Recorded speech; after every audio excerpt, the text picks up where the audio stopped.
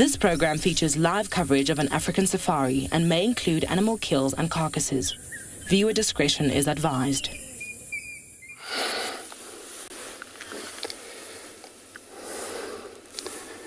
Good afternoon, everybody. Good afternoon. Welcome to Djuma Private Game Reserve this afternoon, where we're sitting here with our two lionesses.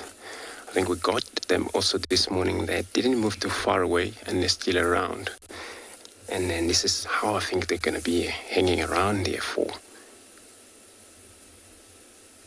Then jump aboard to your very own live safari through the African bush.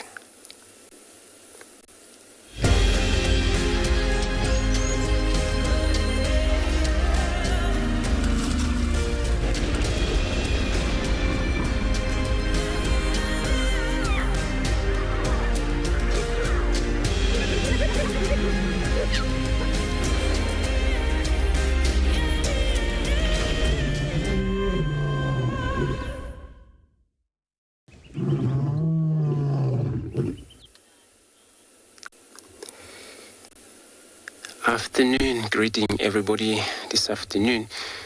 We again have privilege to able to relocate again our two lionesses, where we spent a lot of time this morning with them, and they didn't actually show that they're going to move too much.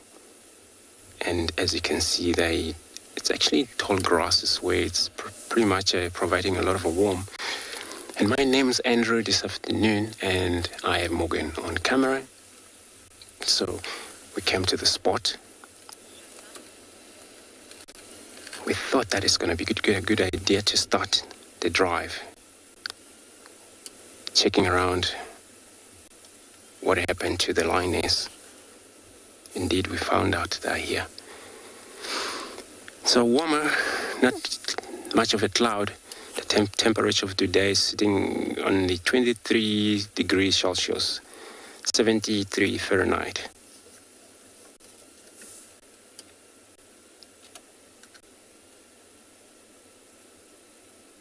So we're coming to you live from this area, everybody. More than welcome to talk to us. Use hashtag WildEarth on Twitter, as well as at FC YouTube channel. But if you're also under the age of 18, you can still pop us an email on kidsquestions@wildearth.tv.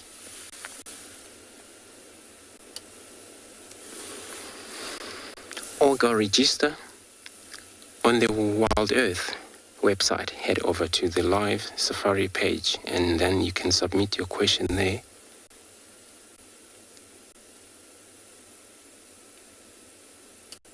We'll be answering them for you live.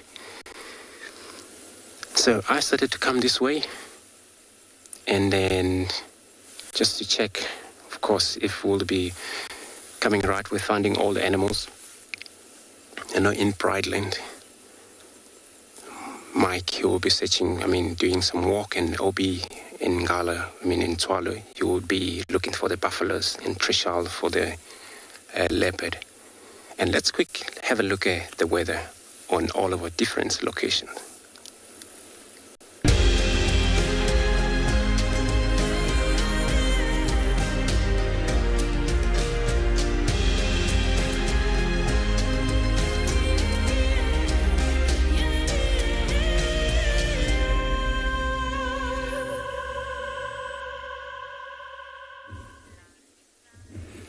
Welcome to Tswalu Kalahari. A very good afternoon.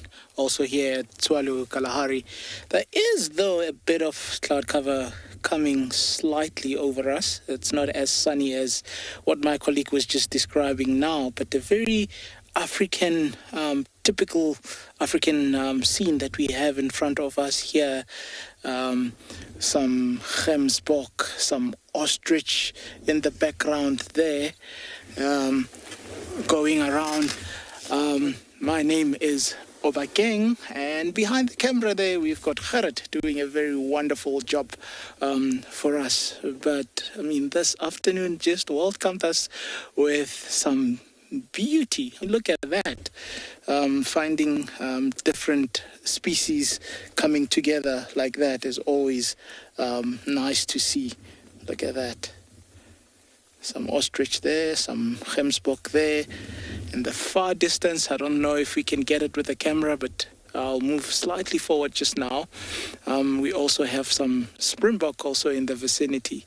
So you'll see some of these animals would be slightly heading, the way they're heading towards water. There is water nearby or just behind us. So it's almost the hottest time of the winter a day, so it makes sense that they're heading towards water around this time. Very, very, very beautiful. Just gonna try and roll forward a little bit and show you the springboks that I was talking about, but also very interesting what they have started doing. They've actually started going down. I'll tell you more about it just now. Let me just try and move. There we go. So if you look there, we've got some springbok sitting and some wildebeest in the background.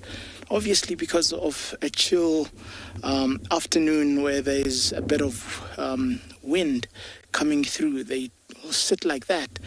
And that's obviously how they maintain body temperature. I mean, look at the coloration with the springbok, that dark part being the closest to the ground, and obviously helping to absorb that heat that's bouncing off the ground, or that's radiating off the ground, and that's why they would do that. But also look at the positioning where they're facing where the wind is actually blowing, just so that they are streamlining their body along with the wind. So a very smart way of combating what nature is giving them. Very, very interesting. And the one that we're looking at now, you can see is busy with its jaws there, just chewing and chewing and chewing. And that's just regurgitating what they've been feeding on during the day. And now that they are resting, they can start re-chewing on that. Very, very beautiful. So we're going to be moving slightly to the southwest in hopes of finding other game. My interest being buffalo this afternoon, so we'll send you over to another very beautiful location in Africa.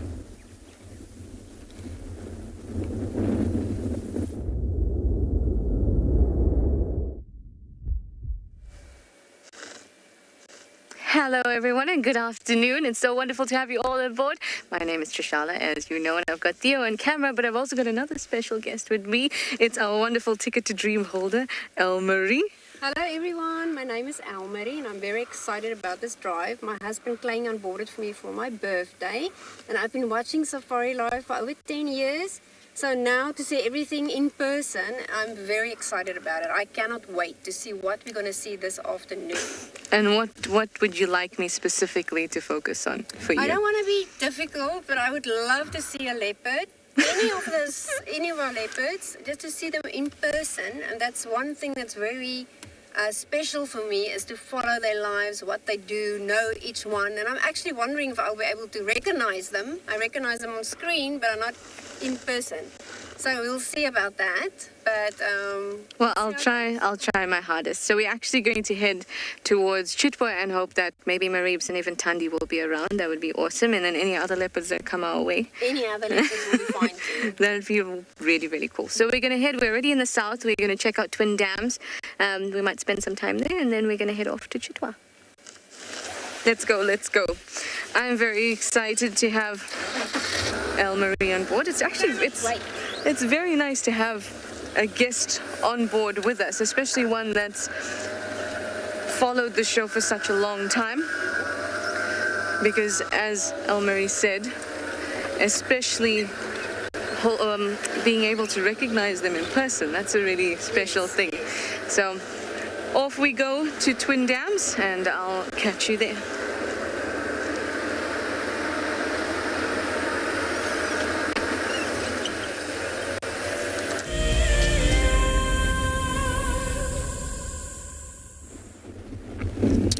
look at the Springboks now that we've got them from a side profile, and there's two of them, right there, actually three.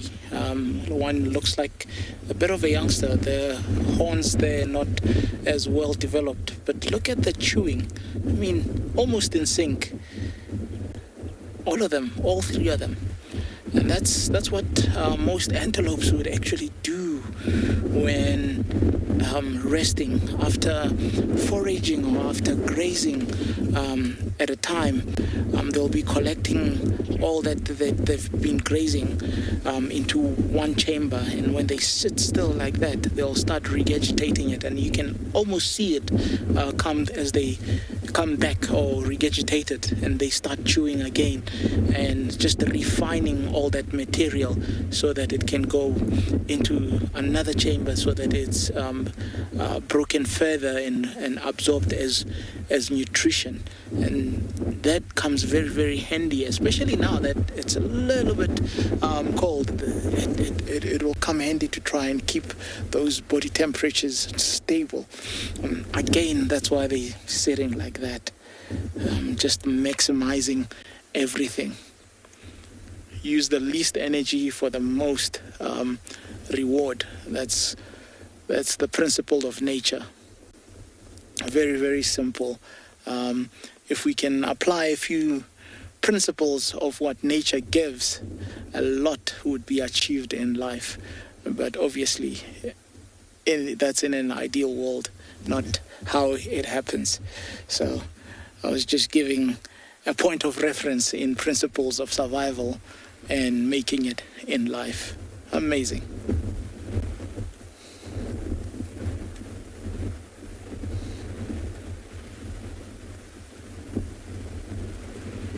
Very, very beautiful. You can actually hear the wind picking up on the mic. Beautiful.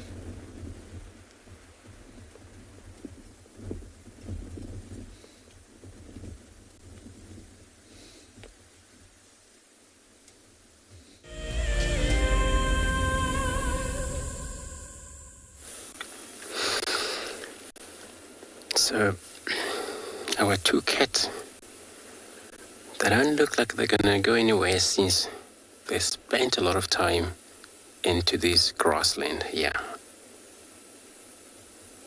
And then if they do move, it's probably this is when the sun go down. They're probably gonna need to drink first before they move, catch up with the other bride.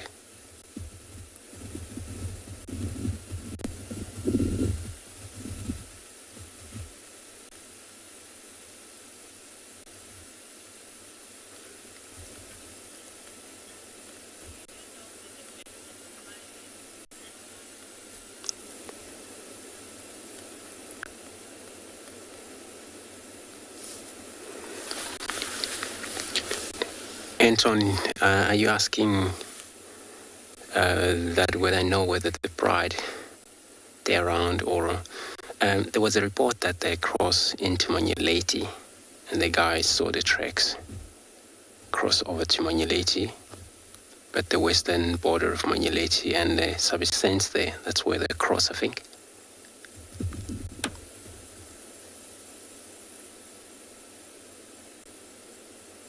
And we're just not too sure how far they have moved into Manyeleti, maybe not far away, so that we can find out more.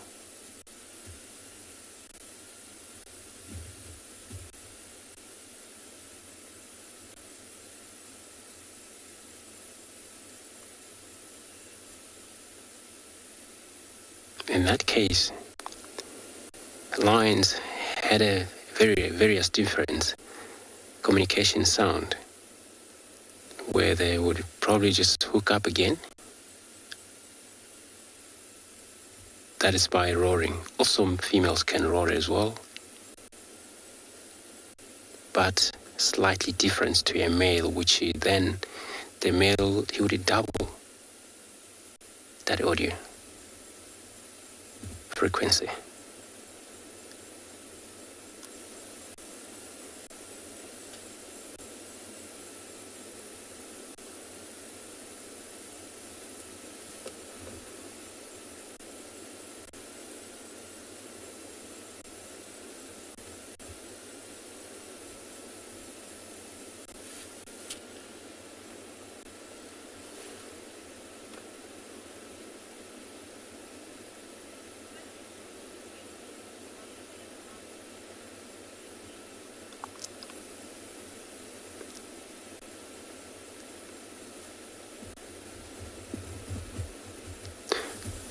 So, Weasley, you're asking why they are apart from the pride. That often happens, the pride separate. Either they've been trying to surround the game due to the hunting, and then once they lost communication with one another, it happens one lioness, 2, 3, they will move a different way. But they will then wander around. So they've been on looking for the rest of the pride until they get here this morning, wherever that situation of a lost take place from. Which I don't think then is far away because we left them, or they were seen, Garryman, just south of the Djuma camp itself.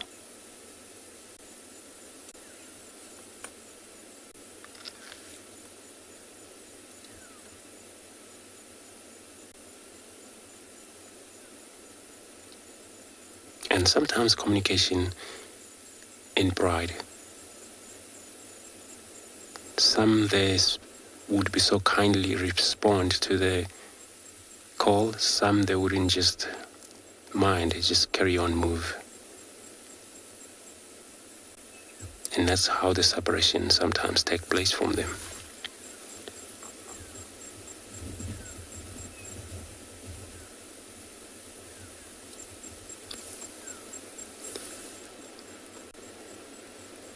But if it was a male, then it's a different story.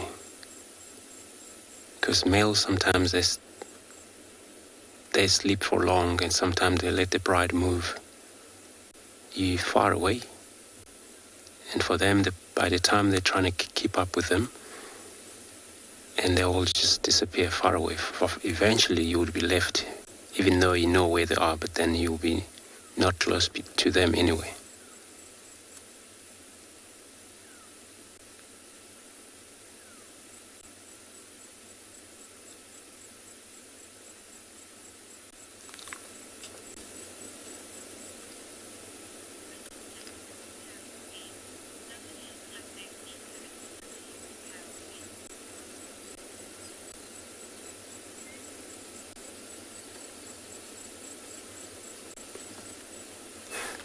You're asking if they do look like they're eaten recently. So this morning we discover a little bit of their tummy. Even the furthest one we know looks like she's also conceived as well. But it looks like their tummy is much expanded and the whole painting take place. And it's actually much lesser to the closest one. So that they probably eaten something small. Then this morning I trying to assume maybe it would be maybe antelope. Cannot be impala because just for two of them, they're all going to have equal tummy, expanded.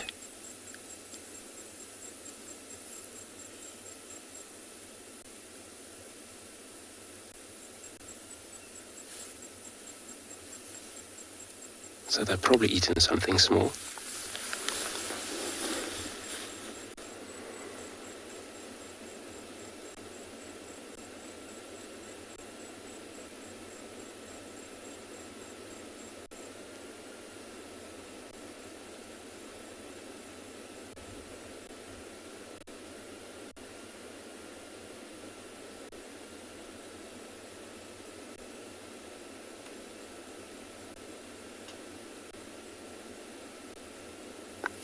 And also lions can scavenge, just like other cats can do, just like hyena also, but they're not alone in that situation. Lion, leopard can scavenge. I've seen a dog going after the leopard.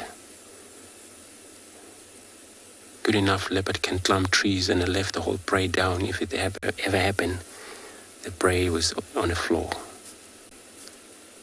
So they all carnivorous species. Mainly they would scavenge from one another or from the weakest cat.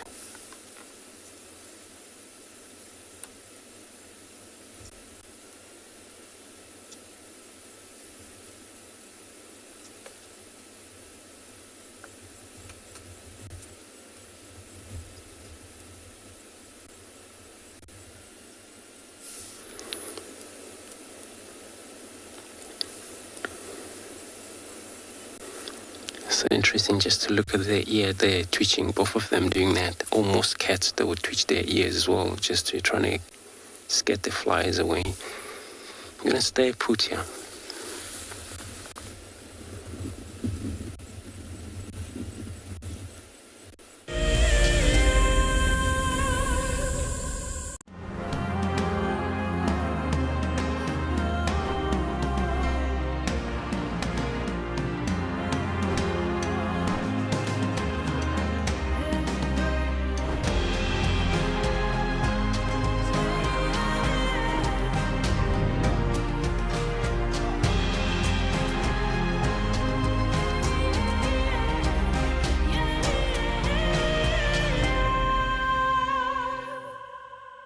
The importance of forests cannot be underestimated.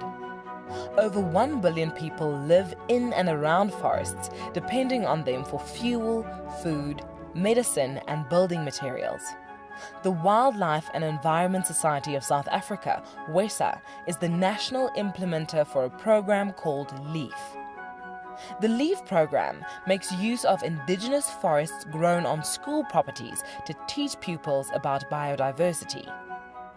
This directly instills a sense of ownership of the natural surroundings and reconnects children with our biomes and heritage. WESA needs your help to bring nature back to schools. Ask your school to join the program through the link on their website. Together with WESA, you can help take this incredible program to schools across the country. Hello, I'm Marna, your WildEarth safari guide from andBeyond Ngala. What I really like about connecting with WildEarth viewers is that we get to speak to viewers instantly, and I get to show you this beautiful property. If you want to ask me a question, register on the WildEarth website. Simply head over to the live safari page and you can submit your questions there. Join me or one of the other guides twice a day on WildEarth. I've seen something I've never seen here before. Look at these cubs. One is crossing the river. It's being washed away, unfortunately, but I'm sure the mother is going to save her. Look at that. How beautiful. Look at that. One crossing, 2 to go.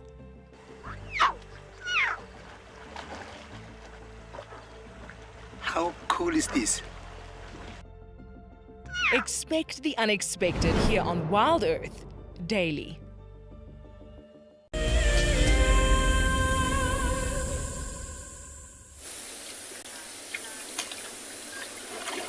You can see it's a lazy afternoon. This fine winter's day, enjoying this hippo here at Antelope Dam. We're standing on the dam wall itself. Hi everyone, my name's Mike Anderson. Behind the camera is Craig, and this is Ecotraining's Pridelands Conservancy. We're going to take it real easy this afternoon. Been away for a couple of days, just enjoying the peace and quiet. And now this hippo is doing much the same. So what it was doing there was a big yawn. Now, it's not necessarily yawning because it's tired, although they are out and about, or this hippo is out and about most of the evening. It might have been doing that sort of almost as an intimidation display. It knows that we're here, and so it's just making sure that we don't come any closer by opening its mouth and showing off its big, powerful jaws and big teeth, just letting us know that this is his spot and we mustn't come closer. And we're not going to, certainly not. I don't fancy taking a swim this afternoon, even though it is pretty warm for a winter's day. It's 23 degrees. What is that in Fahrenheit? Double it plus 30, they say. It must be, about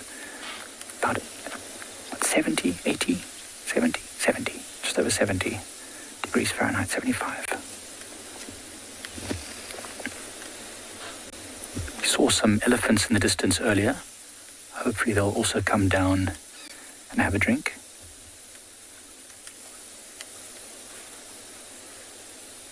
Hannes, it absolutely is perfect for a bushwalk. Glad we're getting to go out today after a couple of days of, let's call them technical difficulties. We'll try and make our way past this hippo, well, around the dam, but to the area past the hippo where we saw some elephants earlier, and maybe if we're very lucky we'll get to encounter them on foot as well. So keep keep tuned in. Hannes, maybe we'll find some other large animals this afternoon. It's not only large animals here, there are also some very small ones. Lots of these little terrapins. Craig was just pointing out that there are really a lot more terrapins now, or it seems to be that there are a lot more terrapins now than there were before this hippo moved in. And I wonder if it's because he provides them with a bit of food, as it walks through the bush, picking up ticks and things that these terrapins can then pluck off. Who knows?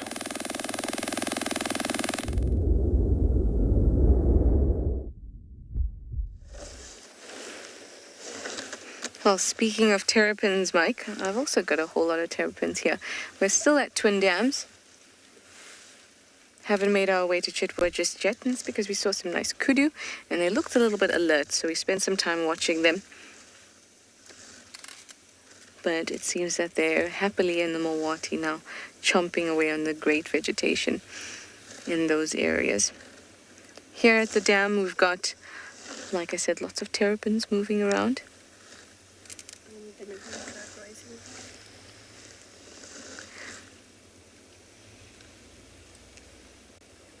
They look like they're having a great time. There's also some impala all the way across in the background.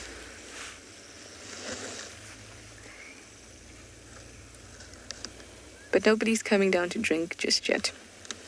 And terrapins, much like anything, if there's too many of them in one, or too much of something in one spot, can cause the water to not be the greatest.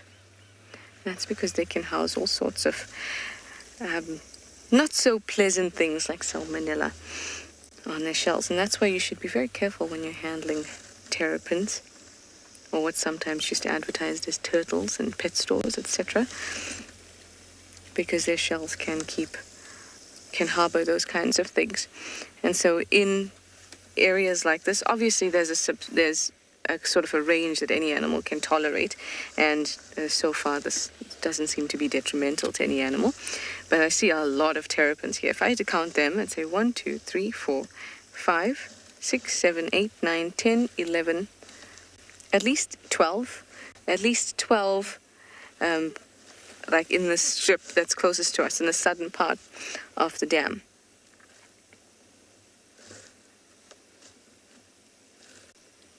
I wonder if it would be really nice actually to see if when elephants come down, if they'd prefer to drink from this side of the dam or from that side of the dam, depending on the water quality. And as obviously we get drier and drier and drier, the concentration of all things in the dam, whether it's cyanobacteria or salmonella, the concentration increases and increases. And then I suppose the whole taste of the water is not so great. And maybe that's also why we've been seeing so many elephants just digging in the Mawati and preferring that than coming to Treehouse Dam or Twin Dams as much. I've still seen them at Vuyatela Dam and Galagopan and Chitwa. But those are water bodies that's much larger. And then Galagopan obviously is pumped, so that's nice, cleaner water.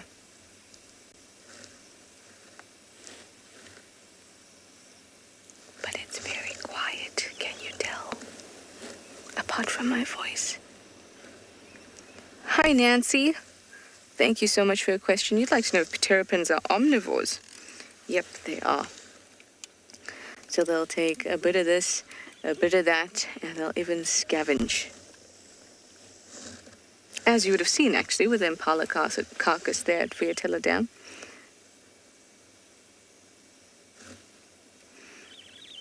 Now, of the tortoises, it's only the speaks-hinge tortoise that is omnivorous, while the leopard tortoise prefers a herbivorous diet.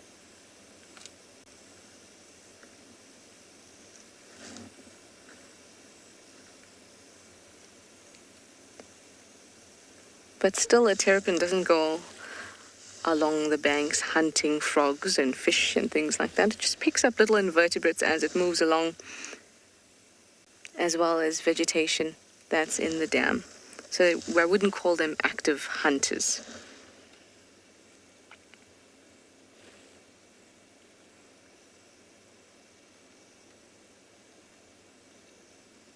with the sun beating down on me, the idea that terrapins have seemed like a good one. I'm sure the water in the dam is very cold, though. Have you ever touched dam water? It's very, very cold.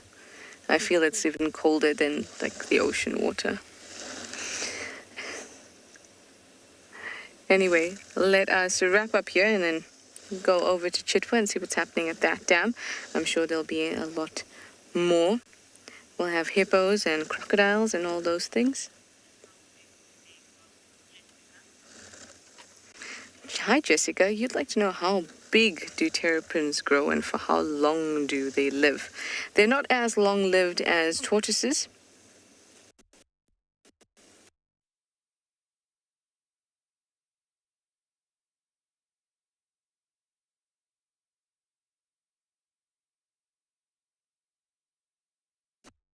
You'd also like to know how big they'd get. I would say a terrapin would not yet fit in my steering wheel. A lot of the time we measure things by the things we have around us. I'd say one of the biggest ones I've seen out here has probably got a shell.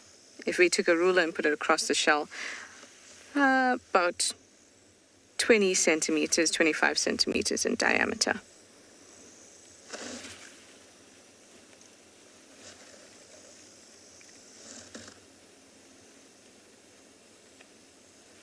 But they start off as tiny little things.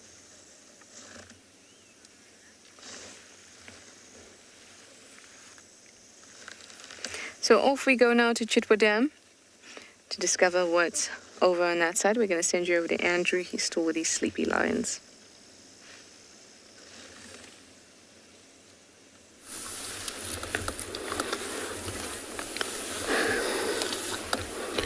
Oops, there was a rollover. One of the lionesses on the far end.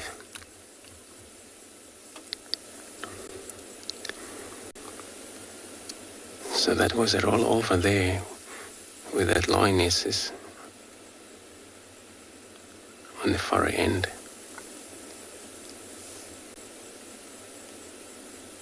And they've been sleeping for so long, they need to flip over sometimes. Give the chance the other side, the ribs might have to really rest a little bit.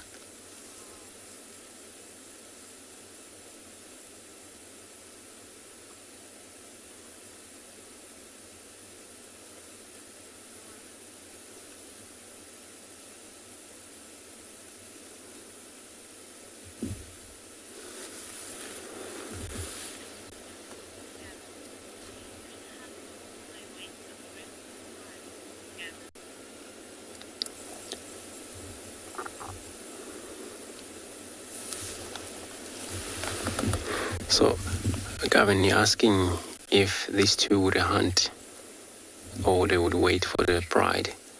No, they would hunt. So they would hunt 100%. Two of them is a chance they may do even better. Kill even size of zebra, wildebeest, this type, kudus, waterbuck. So there's a chance they may do better without pride.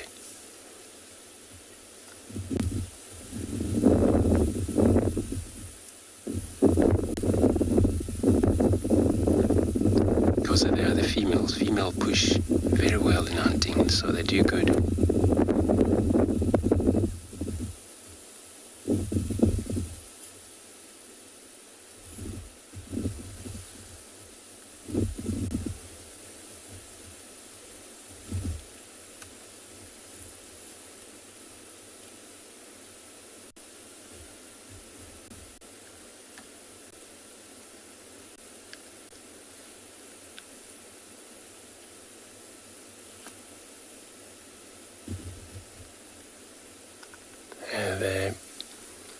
Just not really worried too much that you're around. It's so that because they keep seeing cars every now and then, get used to a car.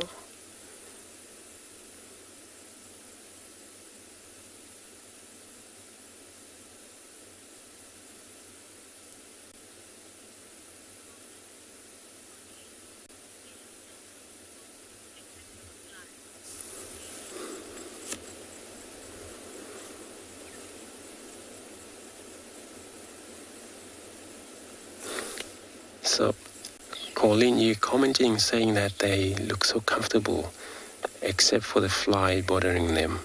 I agree. If you look at all their ears twitching, and this fly, they're even all over their body. I can promise you these flies are too bad. If they were to penetrate buffalo skin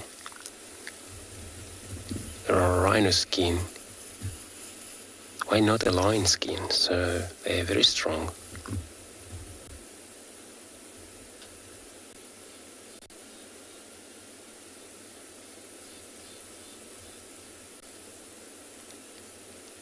So, but good thing is that this fly, they're only active during the daylight. At night, these lions will be free and they will be happy, not having too much worry about getting flies or get bitten by any of these parasites.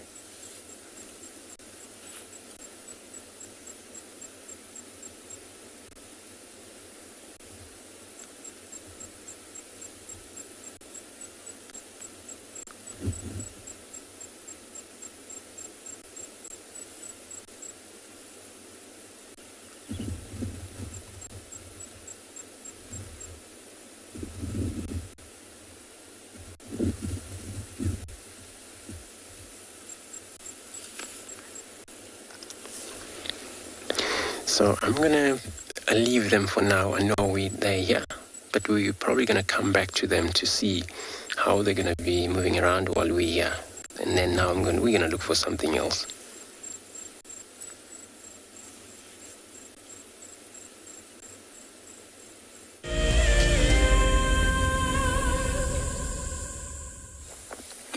So we're still here with the hippo, still just relaxing at the waterhole.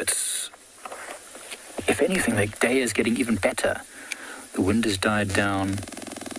Birds are flying about. Just something just lovely about sitting at a waterhole with this hippo. And the hippo's getting more relaxed and used to our presence. It's actually sleeping now. I can't really tell, but I think its eyes are... No, eyes are open.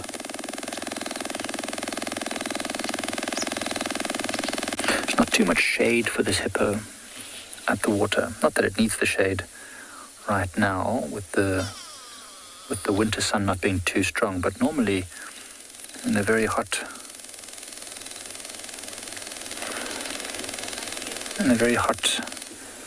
parts of the days it might have moved to the shade, especially in shallow water holes like this where the water can heat up quite a lot. A cool breeze will go a long way to keeping this hippo's large body at just the right temperature.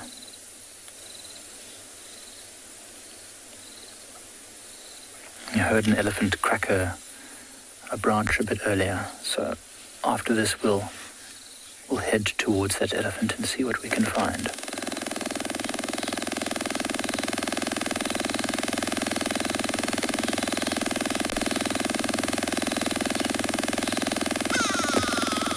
Seconds, 60. Grey goer bird just squawking away in the background.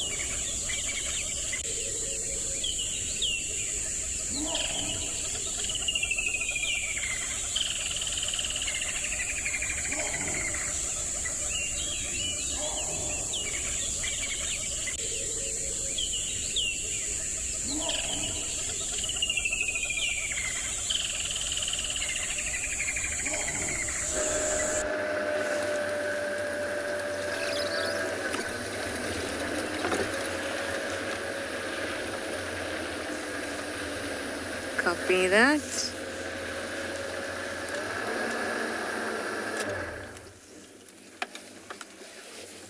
Going live. We have made it here to Chitwa Dam, and while we have a look at the beautiful hippos, I'd just like to say I'm so sorry for the technical issues we've been experiencing, but we're back in action now, and we have a lovely view of these hippos and even a little one there on that island. It's so nice to see the underside of them. It's really bright pink, and we really do get to see it. Now I'm going to look through my binoculars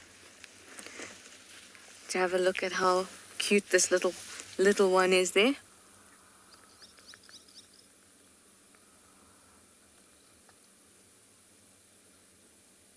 Some proper cuteness.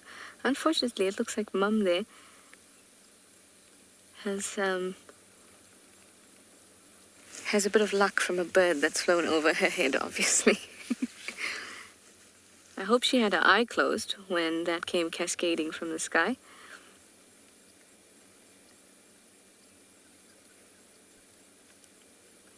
It's actually interesting to see that I'm not sure if it's deliberate what she's doing there, but she's creating some shade, and the baby is in the shade.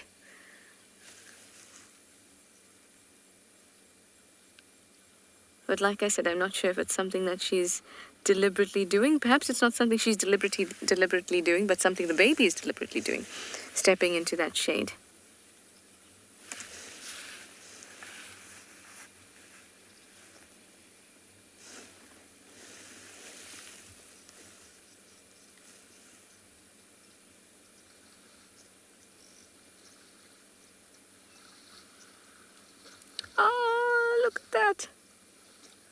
Hi, Fran. You'd like to know if hippo pods and elephant herds are similar in the structure? No, they're quite different. Quite different indeed. Oh, this little one is too cute.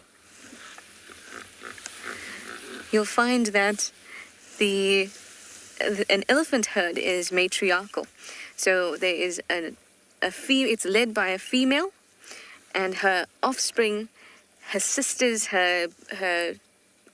even her grandkids are all in this herd, and the only males that are in the herd are male offspring, male calves. But with a hippo pod, there's a male that's in charge. We call him the beach master. Very lovely name. Oh, look at that. I'm fierce.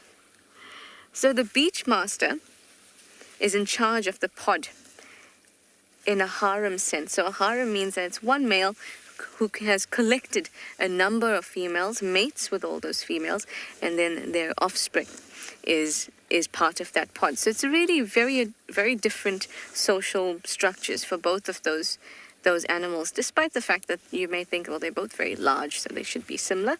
But if nature has taught us anything, we can't make assumptions like that, can we? We've just got to pay attention and watch what they do, because each animal has their own unique way of structuring themselves that works for that species. Sometimes it is similar to another, but not always. It's nice to see the hippos out and about at this time of day.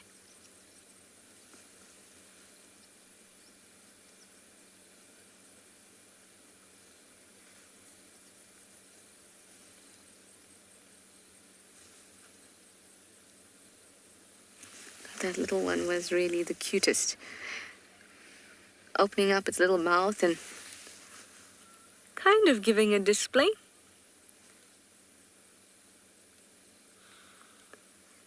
Opening up its mouth and showing us what it's made of. You go, little one.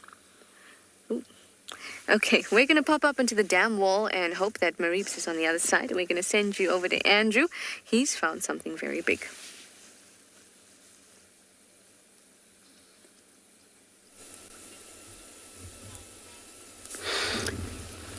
So we got a young elephant or baby elephant now running to the bush, and then it just vanished. Try it closer.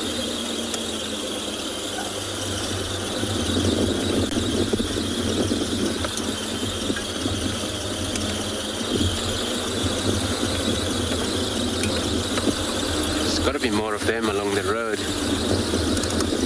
Still young to be on their own.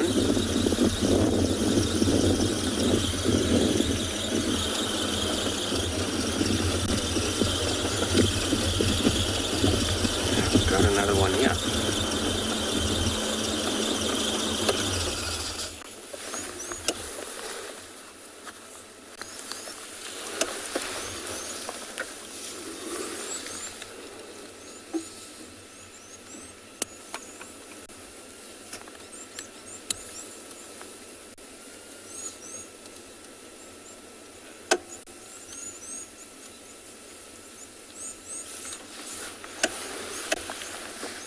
So it looks like it's all the breeding herd of elephants in this area. And the minute you see the young one, sign of old females around, then you know it's a breeding herd.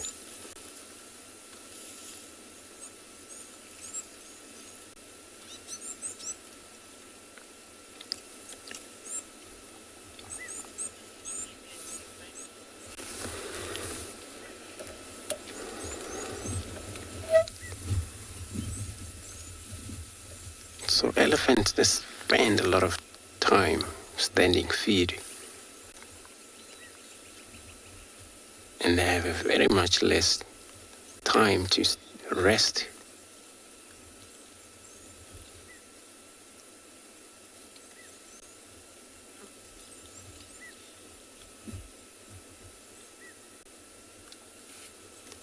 And then for them, they don't have to be all together when they feed. They all spread around, give each other a chance, so they may not disturb one another.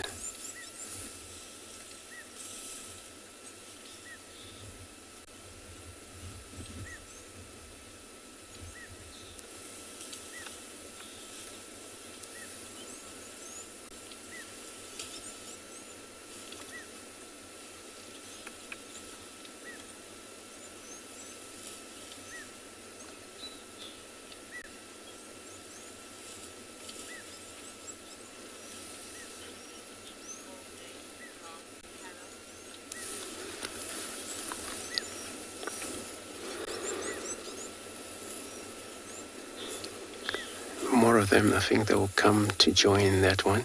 So Harold, you're asking if elephants do eat a day long. They do. So day and the night, not only a day, but night and a day, they stand and feed. You find the only time when they rest, only for maybe 1 hour, 1 hour and a half sometimes, or not even an hour. They gotta carry on again, feed.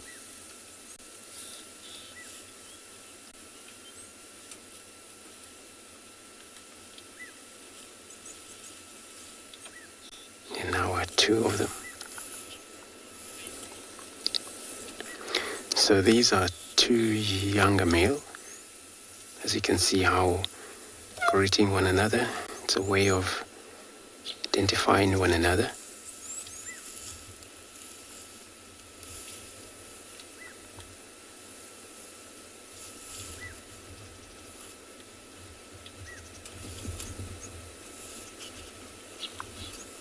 Playing touch.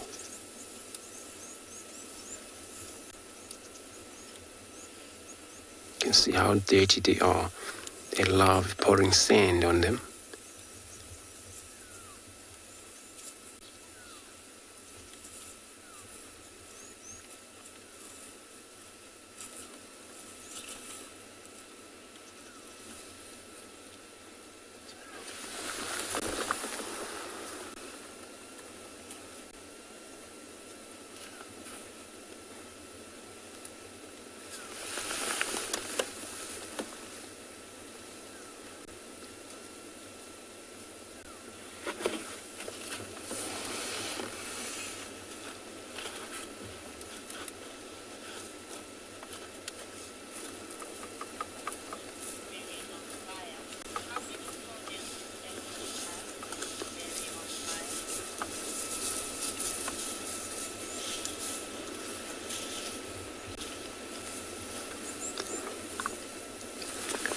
marry on fire. You're asking how many toenails would the elephant have? So there's different. With the hind leg, would it have more? Somewhere around 4. Appear on their back legs. 4, and it's just a little one on the side coming out, but just at a little hard to even see it.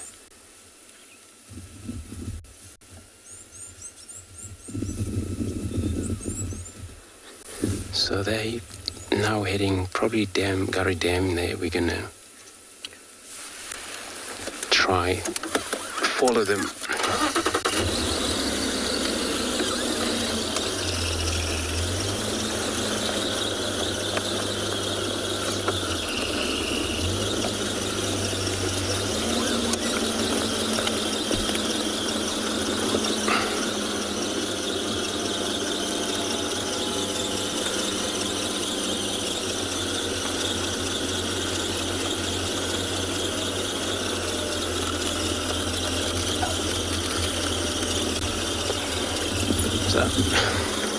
We're gonna stick with these 2. Hopefully they were gonna go down to drink at the Gari Dam there.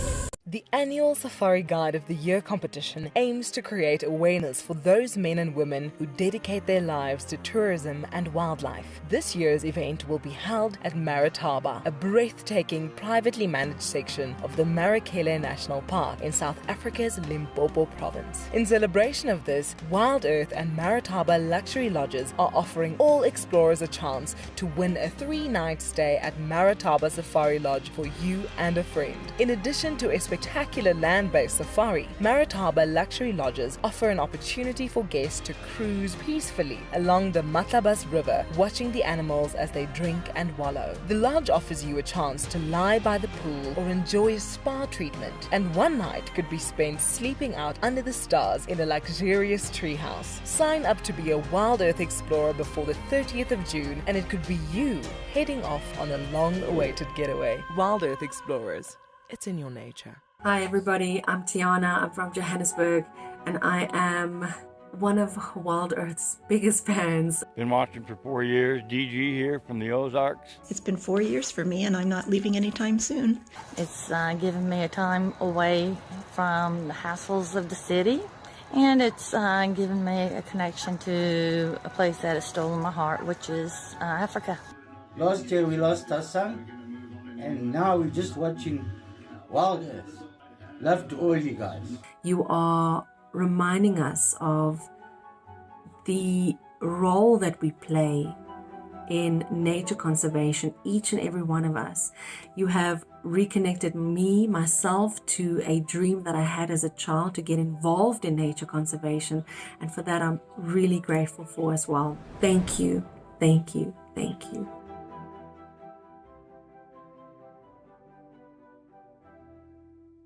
I got into wildlife filmmaking because of a passion for nature and a notion that I could make a difference.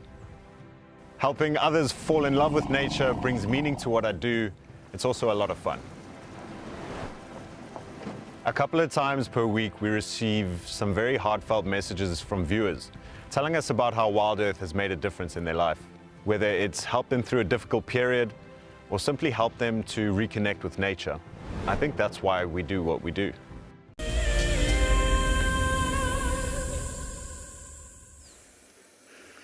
There are lots and lots of herbivores all over Chitwa Dam this afternoon. Over on the banks, I see a whole lot of antelope, but here on this side, there's a lovely ellie bull. Now, this one looks like, you know, we've been seeing those 3 bulls that are hanging around here, and there's one really large one, and there's 2 slightly smaller ones. This looks like the smallest one that's in the group. I'm talking about size-wise. And it's interesting that the last time we saw them, this one was catching a bit of scolding from the older 2 and larger 2. It almost looked like he was trying to become part of their group and they weren't quite accepting him yet. And we know that bachelor herds of elephants of about 3, maybe even more than that sometimes. Out here you don't really see more than that, maybe up to 5. hanging out together, there has to be some sort of introduction for an elephant to join that group. And we saw it a couple days back. I think it was yesterday morning, actually, when we had the group of 3. And how they gave him a bit of trouble. You can't just accept them into the group, you know. You have to give them a bit of trouble, trumpet at him, push him aside, play fight with him. But it's all part of the process. It's all part of the initiation to be part of a bachelor herd. Because they learn from each other. And essentially it's building a relationship between those males. And there's no better way, I suppose, to test somebody than to give them a bit of trouble. In the animal kingdom, everyone, we should always be kind to each other.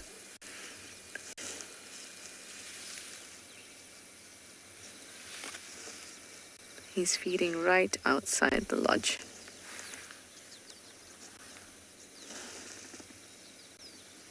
He's eating a nice, soft and juicy vegetation along the edges here.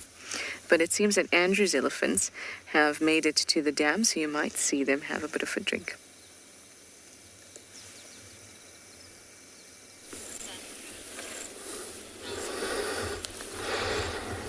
Indeed, I've got 2 young bulls already drinking. Already.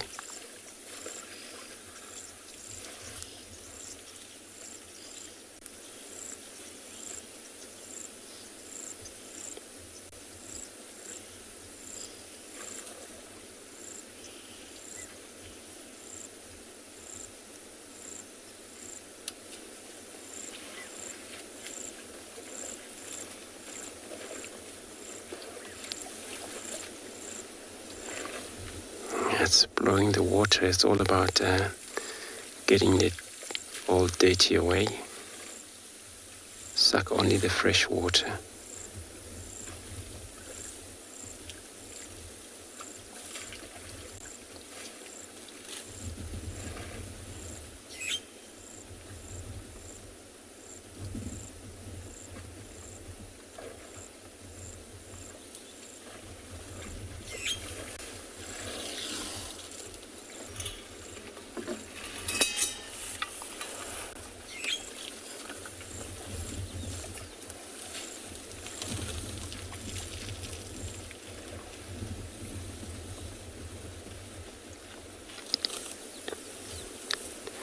We're probably going to walk towards the vehicle here.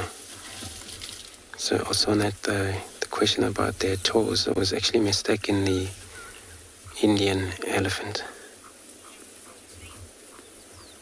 So everybody is saying it is a beautiful scene. It is indeed a beautiful scene of watching these 2 young ones drinking.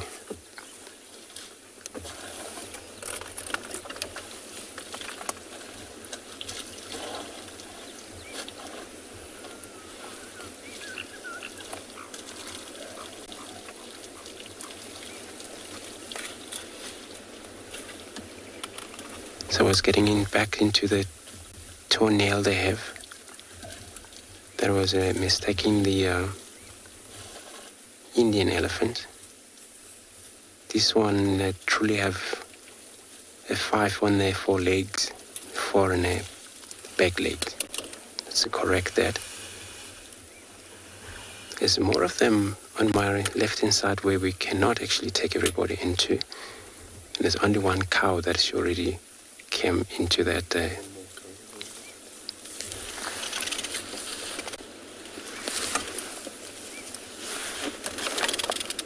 Oh yeah, there's more arriving there.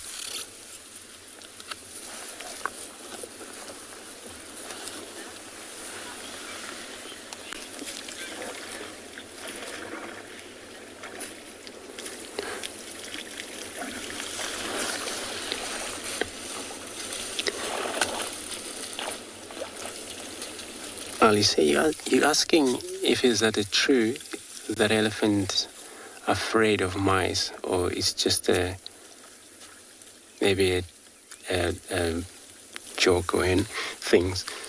A lot of people I have a lot of people saying that they are scared of mice, probably are. I seen elephant run away from.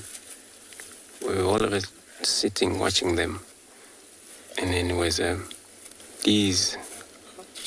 plated lizard was just moving quickly through grasses, but they all just frightened and they move. It rain and they all stop. From there they get angry because they were just running away with something that they didn't see what it was. So that could be true, I'm not sure, but they can run away when they're frightened by things that I don't really see.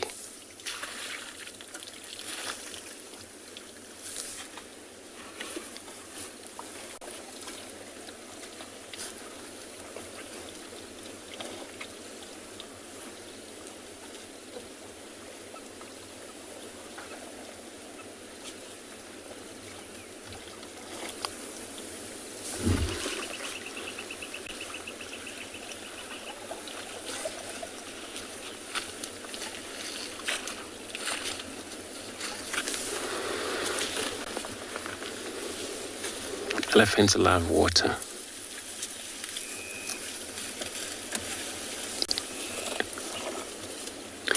So let's just have a silent moment with our beautiful elephants here and listen to all the scene.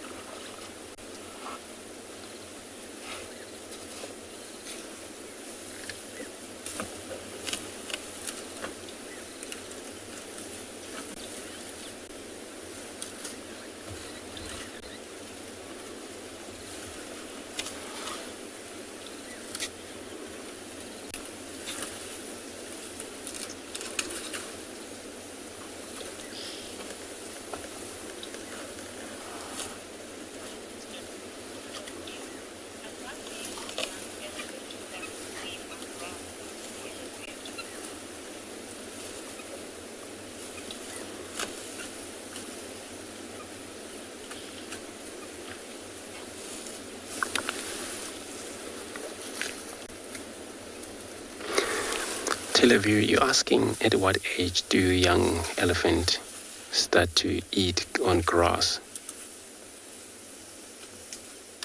They sometimes start from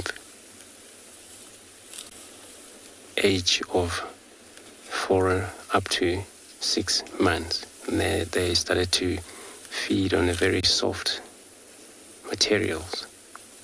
Some can even start earlier than that.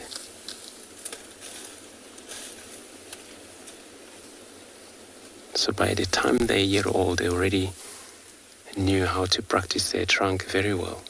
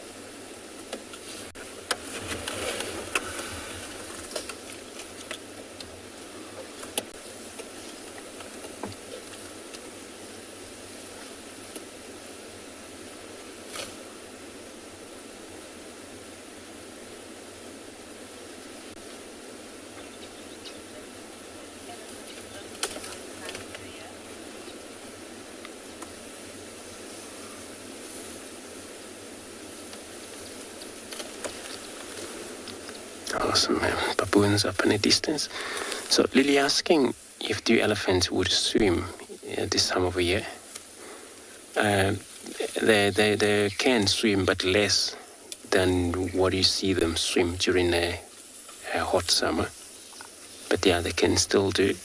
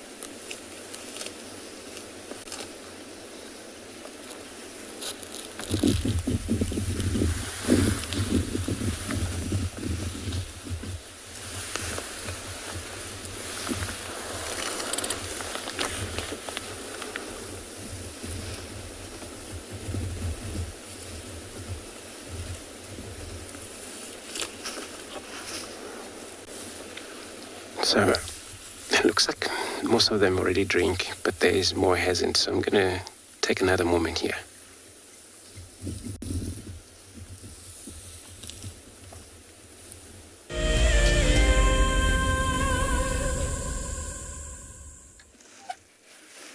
We are still driving around Chitwa, hoping to find mareebs. But I've come across this very beautiful jackalberry. It's a very broken jackalberry too. You can see where there once was the main trunk of it going up. That's broken off. So imagine what it would have been, perhaps like the one at Twin Dams, or maybe even the one at Gari Cutline, that really big, beautiful jackalberry. But it's done its best to keep on going despite the fact that its trunk has basically been killed, because it's just the secondary trunk at the back there, or like the secondary break off, that actually has greenery on it.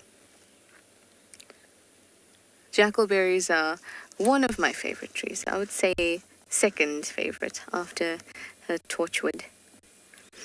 And given that we have we've seen so many jackals these last couple days, once the fruits start coming out, we should, I hope, actually see jackals underneath the trees, giving the fruits a nice run for their money, because when jackals do go beneath the trees and eat the fruits, they really go crazy. That's why this tree is called a jackalberry. And they can grow very, very, very tall.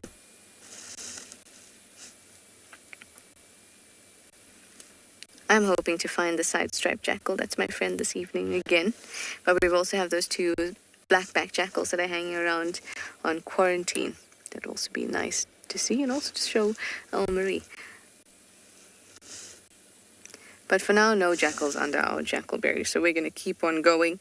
And I think probably towards the Mulwanini and up to the eastern portions of Chitwa, to see if we'll be able to pick up on any tracks even.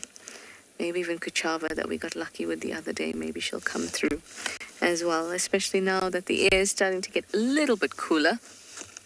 Hopefully that'll mean some movement for our predators.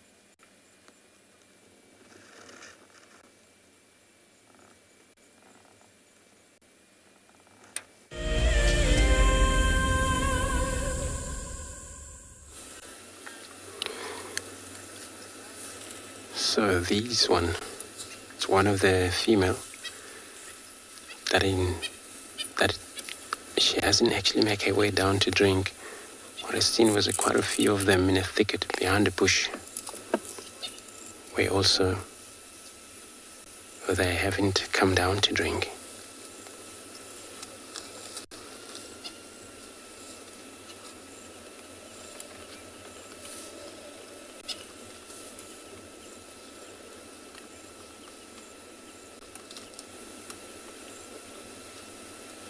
This is the other big females amongst this member here that I've seen so far right now.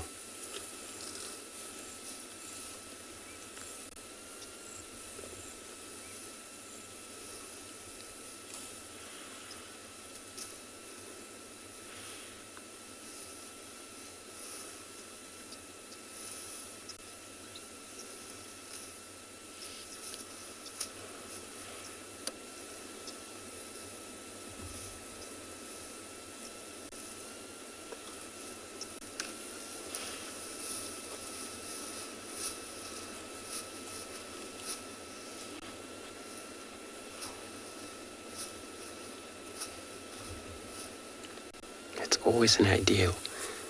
Tumble the grasses. Mustn't feed with the old soil.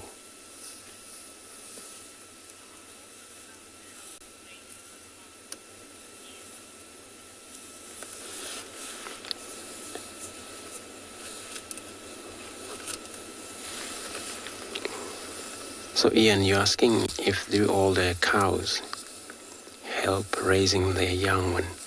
They do. So they cooperate in terms of the, taking care of one another.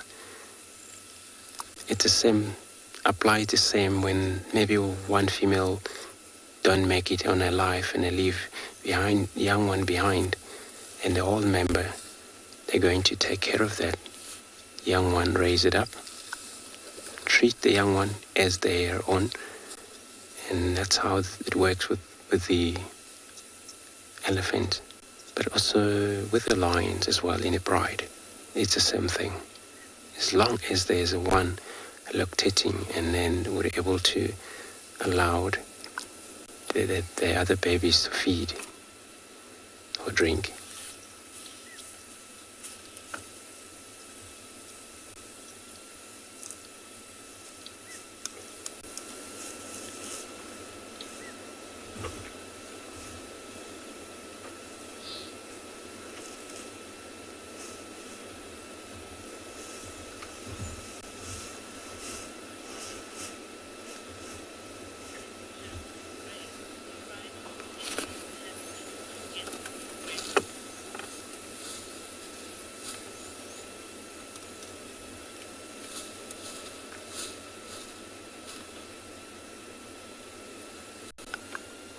Grace, you're asking if do rhino and elephant have a similar skin, similar color, but different strength, where the elephant's much thicker compared to the rhino, but it's similar in color though.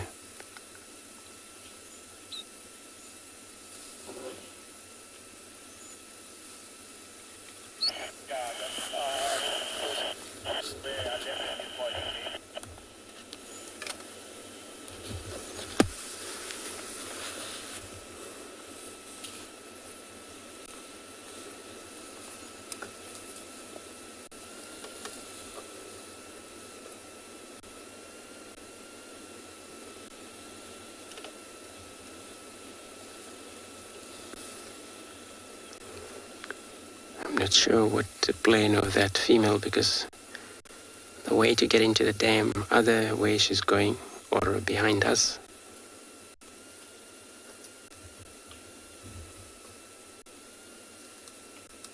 The lead by the matriarch, yeah, it has to be. And she's an experienced animal within the group. Control the whole member here. Lead them to where she knows it's best for everybody.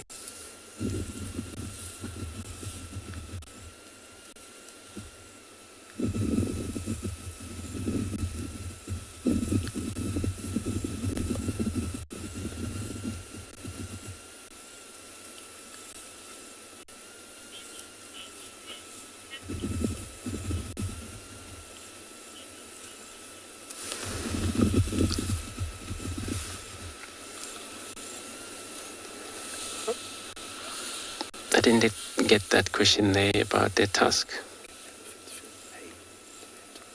Oh, can elephants feel pain on their tusk? Sorry. Any age 10? You're asking if do elephants feel pain on their tusk. So if it's broke off, yes, they do, because then it's a solid bone. And they would definitely feel pain. It sort of has some veins running through in the middle. But once it's broken, usually they don't really grow back, especially when they break off when they're older. And yeah, it doesn't really grow back. So they do feel pain, yes.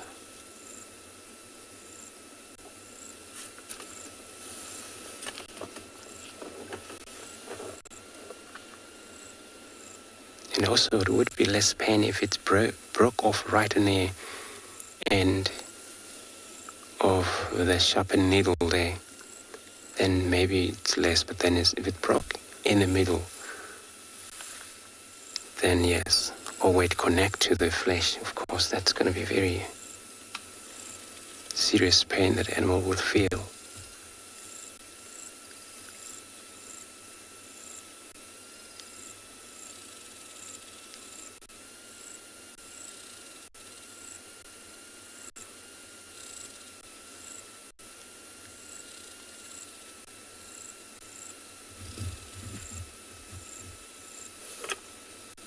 it's all something to do with the nerves.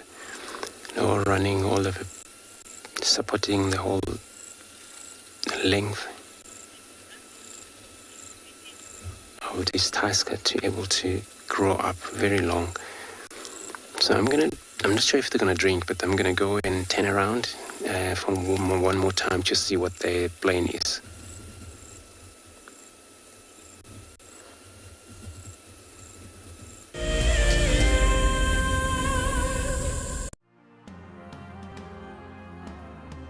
This is Jake Whitener, all the way from the US, and he is a holder of the Ticket to Dream. I decided to support and buy the Ticket to Dream to help WildEarth in its mission of conservancy towards animals and the environment. If you want to go on safari with a WildEarth guide, whilst honing your bush knowledge and of course featuring in one of our shows, then head over to our website. And I would highly recommend that people would be involved in that program.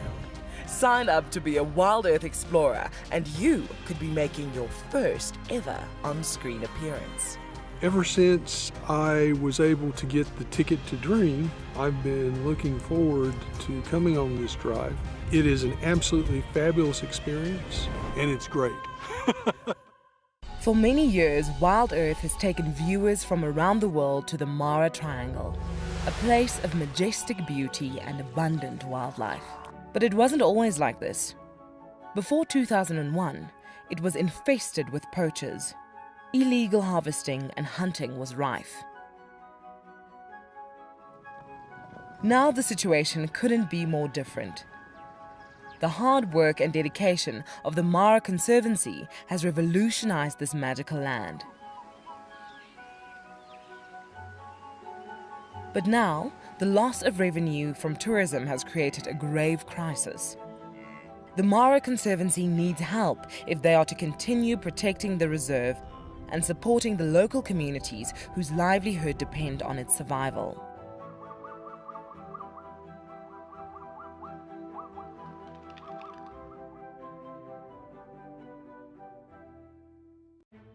Hi, my name is Tristan Dix, and I am a guide here at Djuma Private Game Reserve for WildEarth.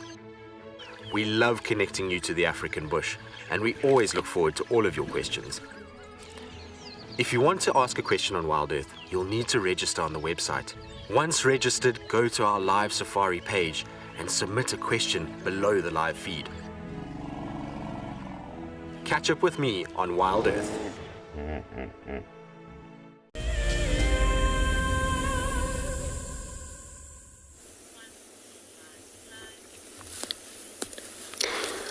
So that doesn't look like these others will drink. Or maybe have a drink somewhere else. Because what we see now, it looks like the bigger one also leading away from here. If this one wanted to drink, she will probably come down, but we'll see while we are.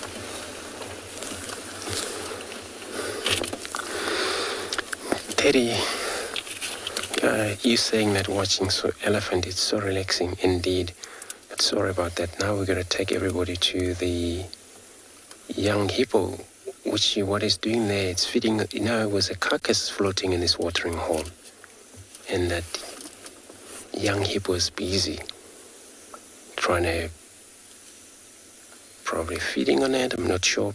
I only heard about this once, but I actually haven't really witnessed it. It's my first time.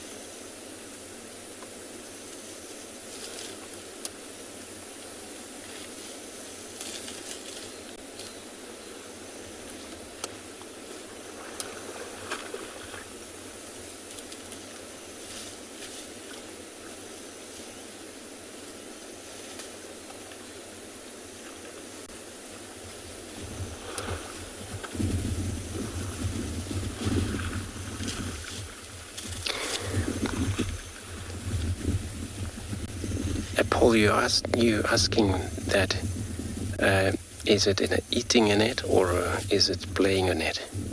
It's quite difficult to tell now because these animals, they don't have a very much teeth on which that could allow them to chew or on meat.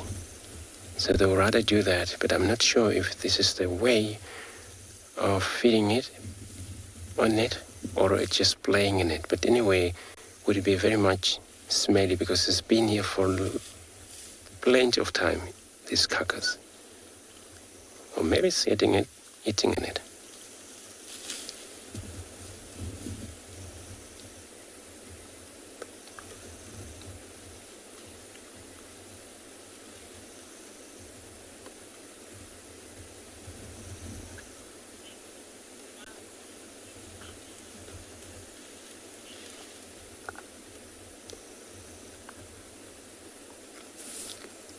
Beverly, you're saying, well, you never actually seen this before. And I'm also supporting you on that. I only read about that it actually happened in the Kruger many years ago. But I didn't actually think that I can actually see it happen right in front of me.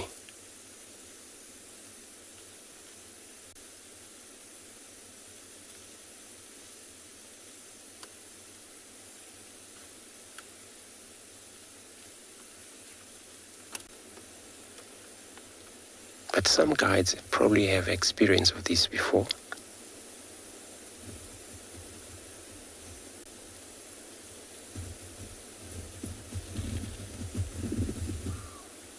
Yeah, that's definitely eating it, everyone.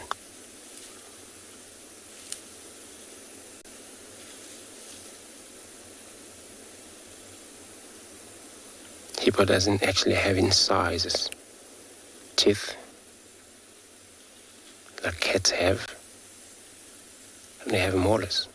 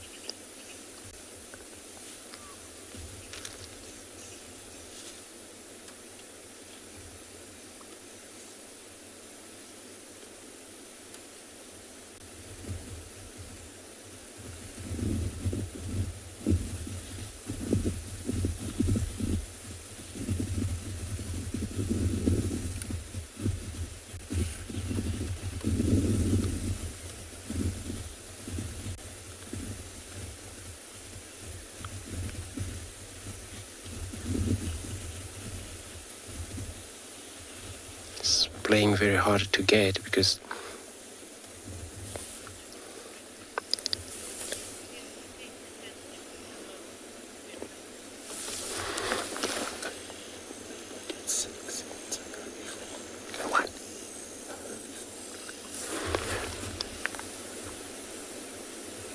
Sorry, you want to repeat that question again?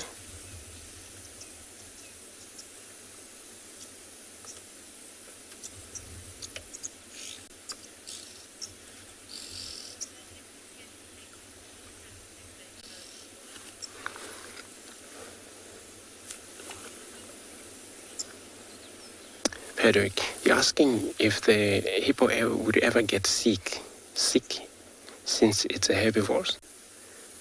I doubt if it will get sick. It won't get sick, just that, it's kind of a unique diet that we see happening here. So they're not actually ruminant.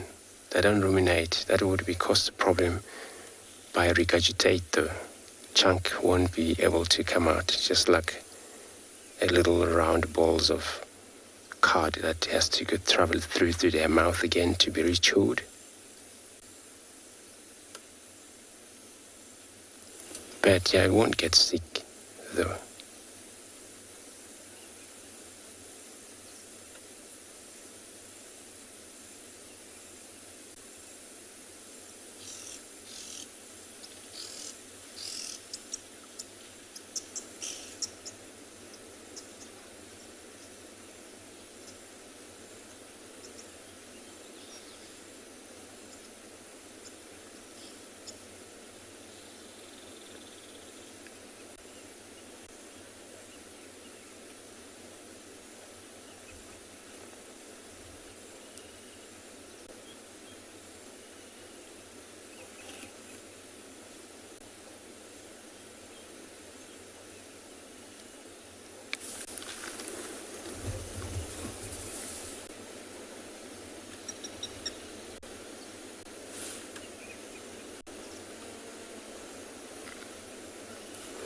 And that hippo is also one of the young one among the three, and the two adults are still in the water watching it.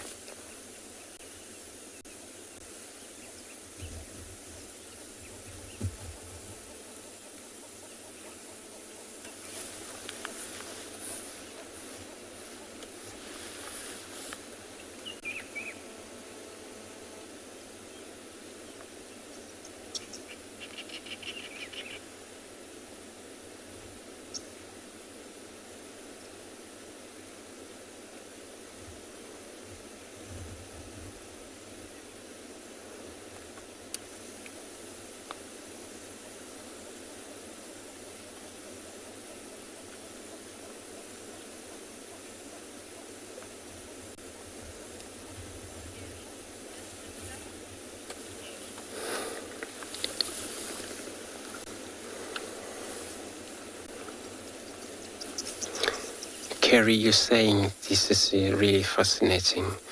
It is something that, unexpected to watch or to come across it happen.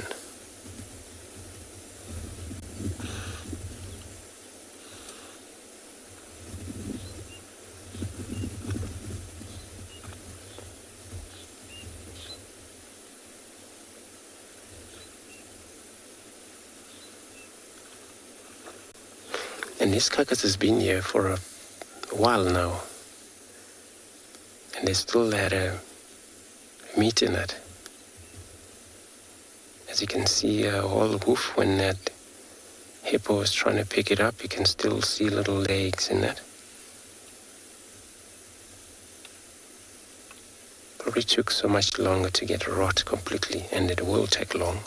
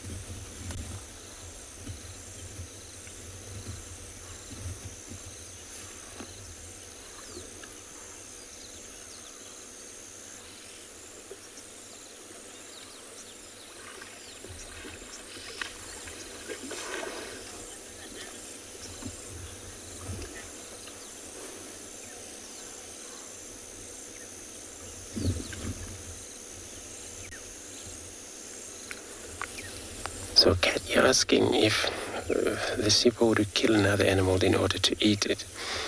We know hippo, they're actually well known as a killer, especially human, kill whoever closer to them. And really when they do that, they only do as a self-defense, but not to kill it to feed on that. But probably this is because this carcass, it's actually been there freely for them. And then it's in the water where they can practice going back to water. They don't have to lost a lot of moisture on their body, wandering around in a land looking for carcasses. So I don't think we'll kill another animal to eat.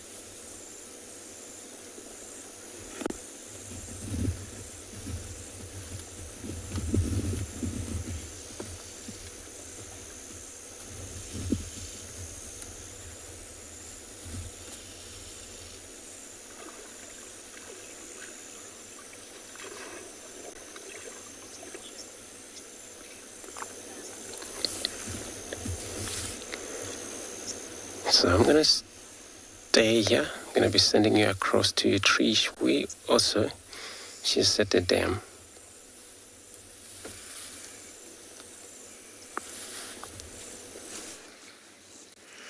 There's just elephants all over the place. Here we have them quite close to the dam wall, chomping away on that very, very green vegetation there. I can't tell what it is. Looks like some sort of sedge. But it's a group of boys here, just enjoying themselves. Ooh, could we be in for a bit of a swim? Wouldn't that be lovely? Oh, just listen to these sounds.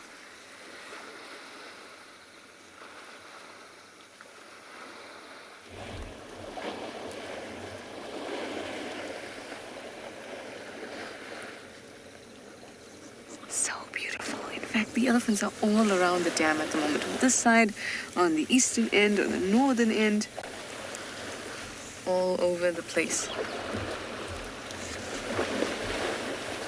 I'm just gonna move because I think that young bull behind us will want to come and join these ones. So I just want to give him some space. Just pop up here. So he can come past if he wants.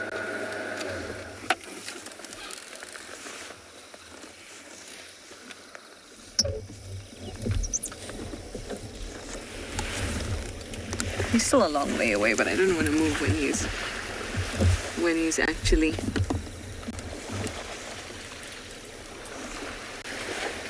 in the area. So I'm just watching him.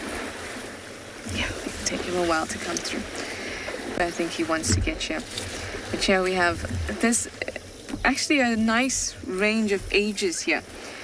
There's the Game Drive radio loaded. There's some, quite a young one. There's an older one, but quite short. Can you see the distance between the tusks? It's quite wide, but he looks quite short. Oh, we're gonna get a lot of play. This is great. As they're moving, they're kicking up the smells of the dam, which is quite beautiful as well.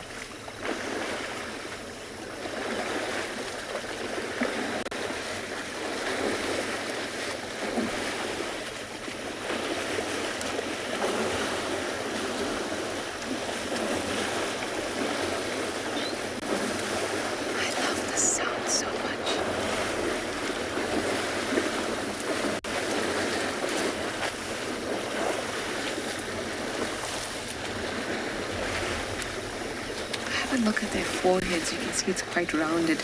That's something you can use to determine the sex of the elephant, particularly when they're old. So when they're adolescent and older. When they're young, it's much more difficult to use that to tell the sex of an elephant.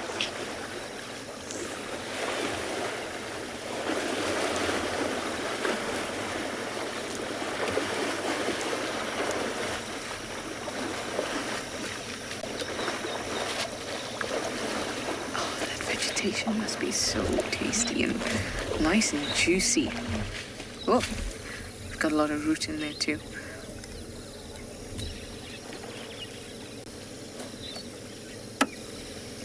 I'm imagining eating spaghetti bolognese. Juicy and stringy.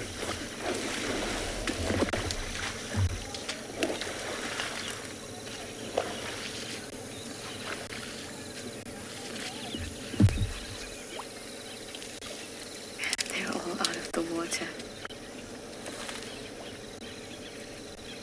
Hi, Jason. You say all these sounds are amazing. Aren't they just... So I love when we're with elephants near the water to just keep a lower tone and be a little bit softer because the sounds are just stunning as they walk through the water. Seems like our younger bull has decided to drink further along the dam, closer to the northern end of the dam, but he's slowly walking in this direction. Maybe we'll get lucky. Still quite a while away though.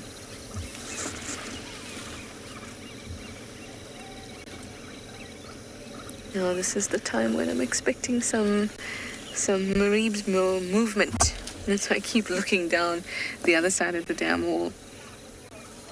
Because remember, as leopards move, they're very, very, very quiet. You won't even hear them move through the grass. They can be so, so silent.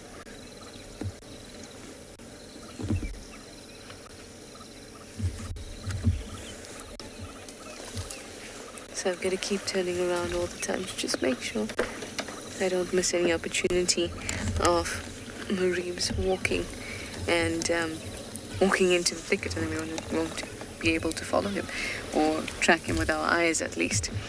So we're going to actually stick around here in this general area, hope that that elephant gives us a walk by, and also keep an eye on the other side of the dam for our leopard.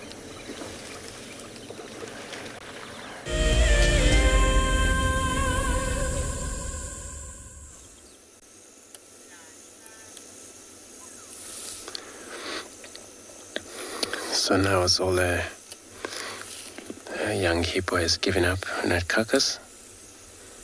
Probably for now. Maybe it is going to go back there again.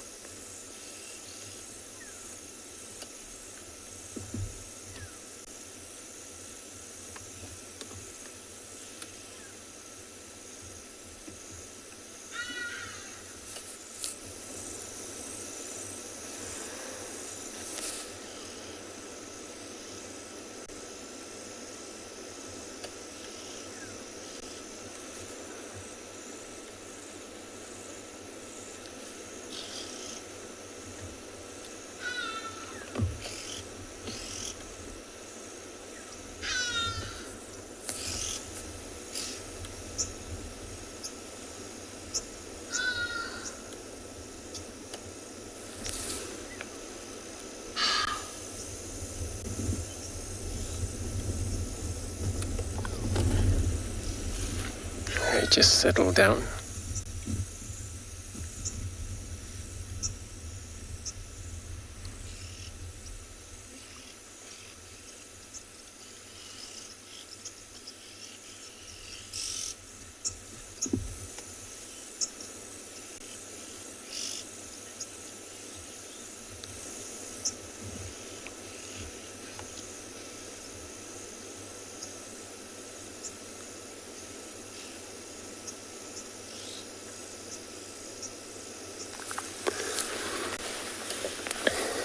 Probably maybe just giving it a time now before it return, or it'll probably just gonna take it easy forever not to return back to feed.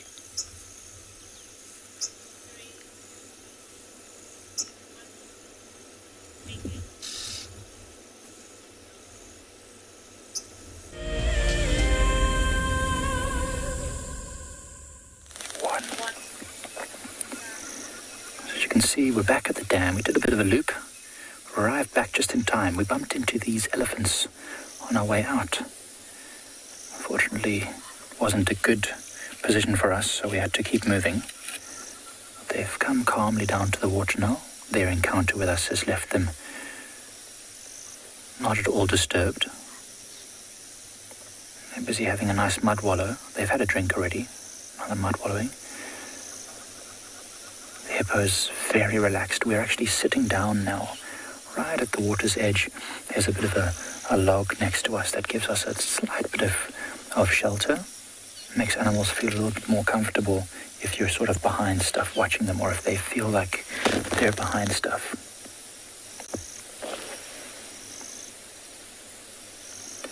Those are some fairly big elephants, not massive. Average-sized 30-year-old bull type size. The one behind's a bit smaller. And they're just forming. What often happens with elephant bulls is they form small groups so they can move around together and socialize. I mean, elephants are social creatures, so these two elephants will like to be together,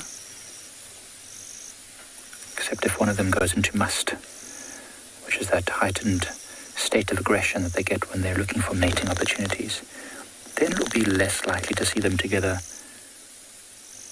more likely to be frustrated with each other, especially if there are females around.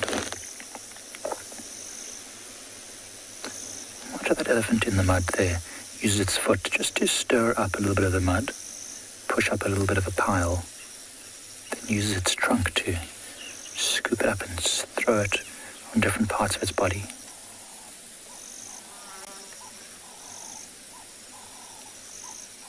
It's quite a decent set of tusks, that elephant.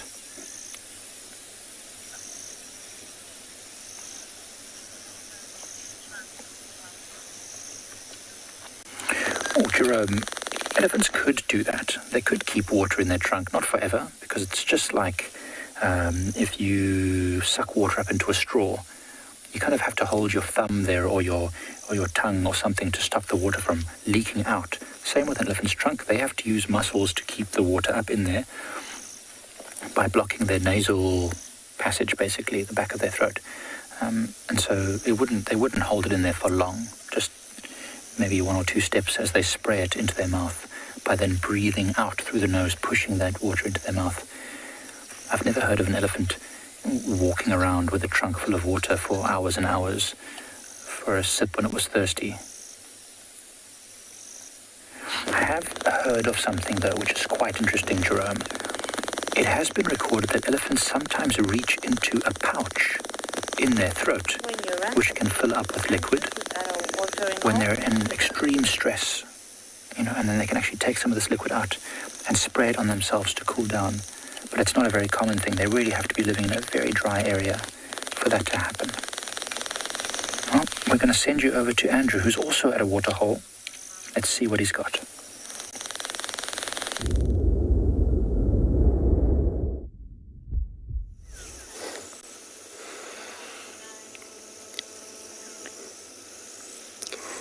So we are still at a watering hole. These young hippos wanted to return back there, but because maybe the parents have shifted further in, feel isolated for itself to be in there, but maybe it's going to return back while we're around here.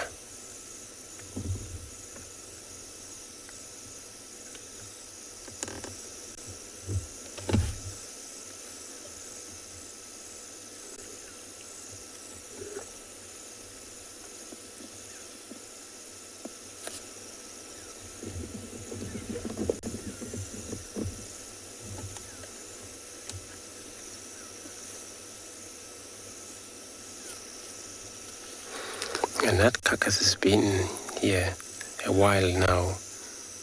Usually catfish, which many of them in this watering hole, type of this watering hole, maybe isn't much in this watering hole because usually they would feed in that thing.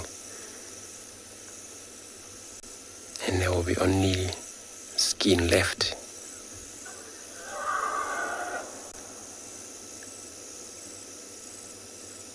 Was that the same elephant?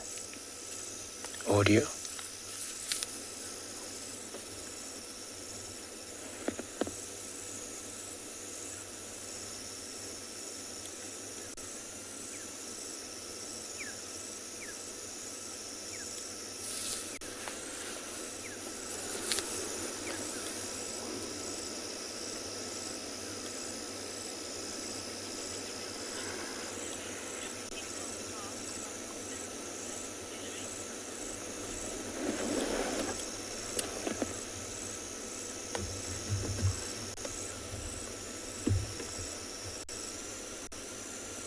Hillary, you're asking if do hippo calves suckle in the water.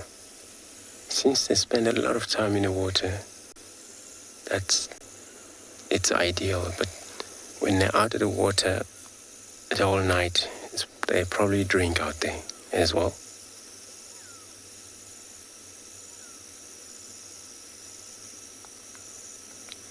But that's a thing that never or witness it outside of the water.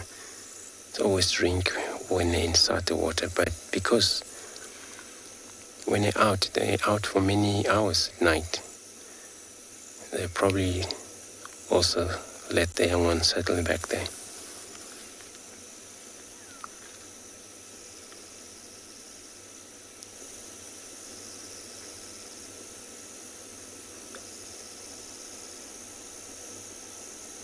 And they have 2 teats, eh?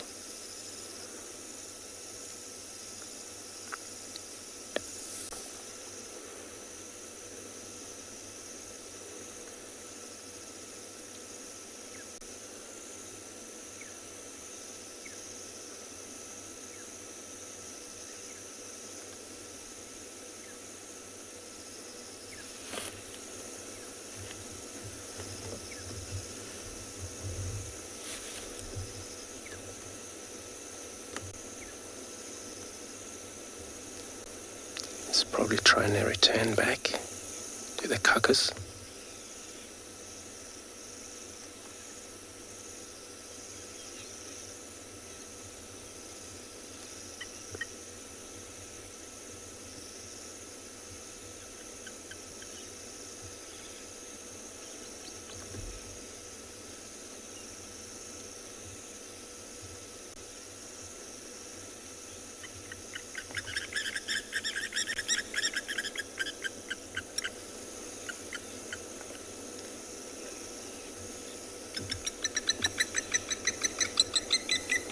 Not too sure.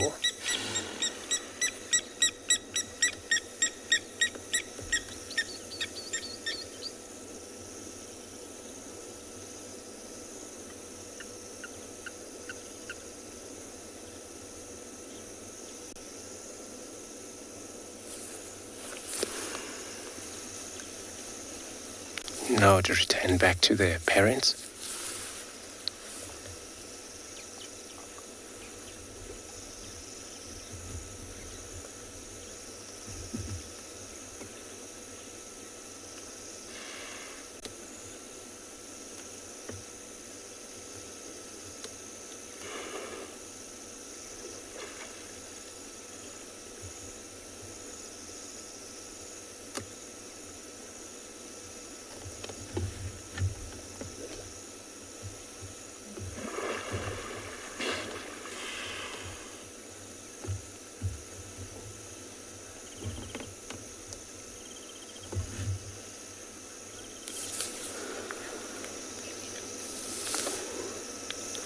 Gonna wait for him one more time. Hopefully it does make its way back to that carcass again. It's trying though, but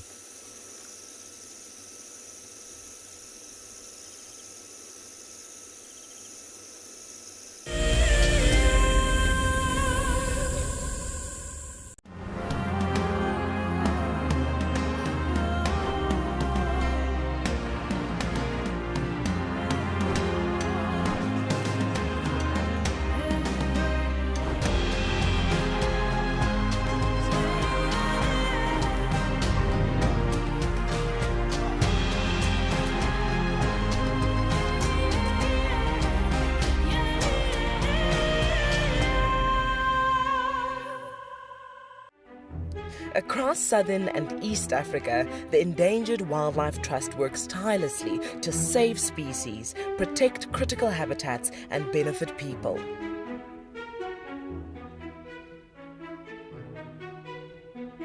Join the EWT in returning wildlife to the wild.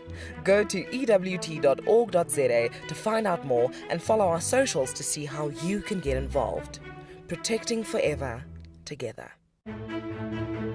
I'm Nikki here at andBeyond in Ngala in South Africa. I love getting questions from viewers about all the small things within the environment and how it all is integrated with one another. If you want to ask me any questions, please simply register with the WildEarth website, head across to the live safari page, and then post your questions there. I'm looking forward to chatting to you on my next WildEarth drive.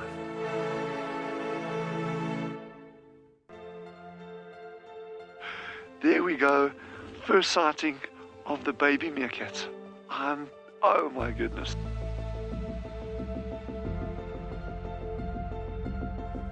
Ah, how cute is that?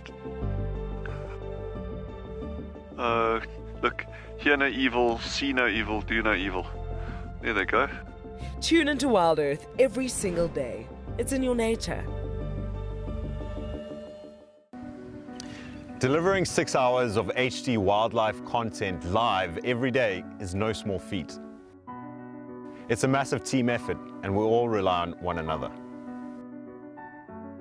Cam ops have a bit of work to do in the morning, up nice and early, get all the checks out of the way, and make sure we're ready to go live.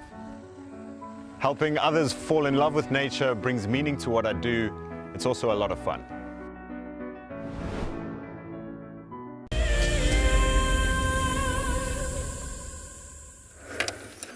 So we have just taken a bit of a drive towards the road where I normally find Kuchaba, but I've just seen some dwarf mongoose moving around here.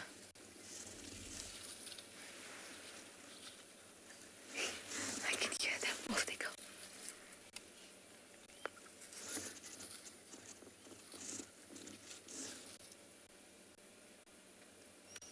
There's quite a few small ones. But they're on that side. There's more in this bunch of... Ooh, and on that side. They're all over the place. We're surrounded.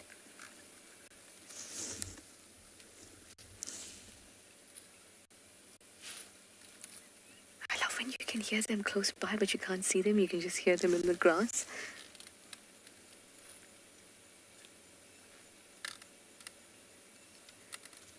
It's starting to get quite chilly, so they're going to use this last maybe 15 minutes of warmth and good sunshine to get as much done as possible. So they're going to be scurrying around, digging, moving aside whatever they can to find a little feast before the sun goes down. Yes, hello. There's a hornbill as well, helping them out. We can't really see it at the moment. There it comes.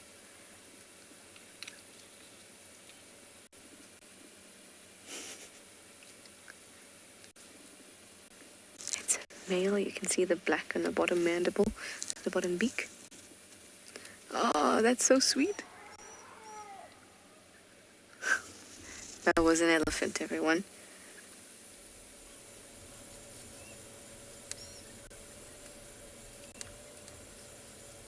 Look at this hornbill and mongoose together. Is it time to play dead, mongoose?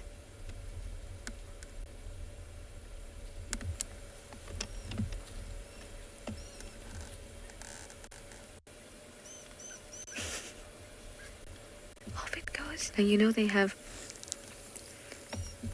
a unique relationship, but sometimes that unique relationship is a little one-sided. If you saw this, instead of one being the eyes and it can take flight and the other one being on the ground with a great nose, sometimes a hornbill can be a bit of a bully and push aside the mongoose and then eat in the exact spot where the mongoose was.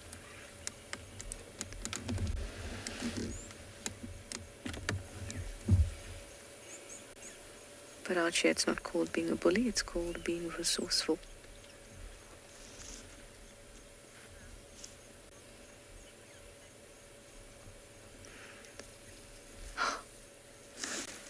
Michelle, you'd like to know if mongooses ever attack birds? It usually doesn't happen. That's because the bird has one of the best defenses. It can fly off and doesn't need to put up with any kind of harassment from anything, really. If the mongoose is quick enough, it can, maybe scratch a bird, but that's very unlikely to happen. The bird is bigger, And the birds it's going to be doing that to are going to be hornbills, which are much larger than them, taller than them. And remember, the hornbill, even though it seems like it's just a beak, but that's a big weapon. I wouldn't want to be on the receiving end of a peck from a hornbill. So it doesn't happen too often. I've never seen it myself. I've never read it recorded anywhere either. But remember that those little mongooses are absolutely fierce. Great, great little creatures. One of those dynamite in small packages creatures. I can still hear them moving around. Scurrying, scurrying. I can see some Ngala just over the front there too, also enjoying last bits of sunlight.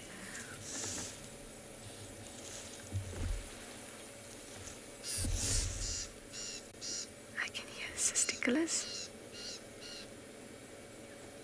but I can't hear any alarm calls, which is what I want, because we've got to find Elmaria Leopard. And she didn't ask for much more. She just asked for a leopard. I should be able to deliver. The afternoon is still young.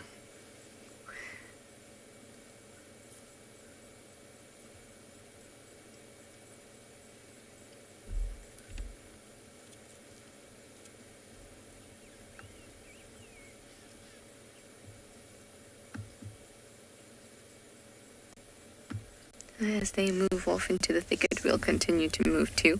I want to check out, like I said, that road. It's Chitwa driveway that Kuchava has been using quite a lot. Oh, well, even in the past had been using quite a lot. But the last time I saw her, she also was using that road. So I have a good feeling about it. But for now, I'm going to send you over to Mike in Pridelands as we get moving.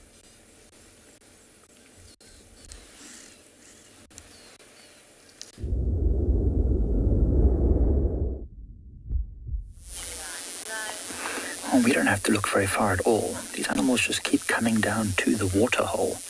So 2 other elephant bulls now joined. One of the old bull with the bigger tusks ended up moving away east on the other side of the dam wall. And these ones are just having a very good socializing session. They're all about the same size. Just enjoying a bit of, how can I say, tactile communication. Those 2 there are actually having a bit of a play, pushing each other on the side of the dam there, testing each other's strength. It's kind of like play, but also preparing them for later on in life when they start fighting over the females.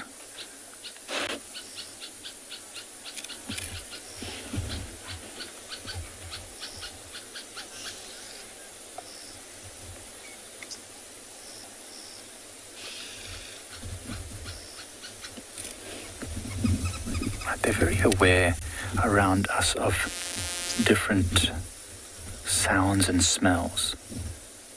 So even though I'm talking quite loudly, I'm aware of the wind blowing from them to us. But if it wasn't, at this distance already, they would probably be able to hear me.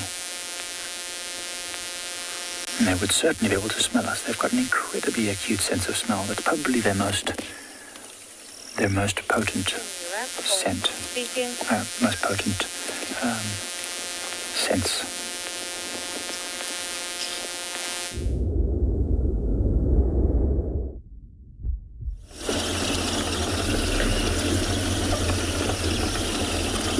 And we have left now these hippos.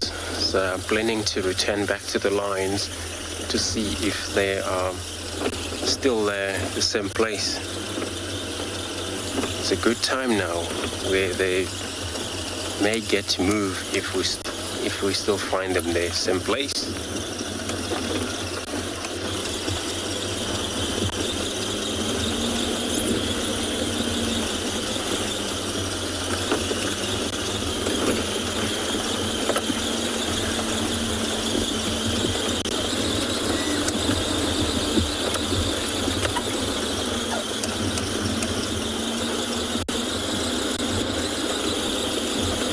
if they ever move, which they will move, they'll make sure they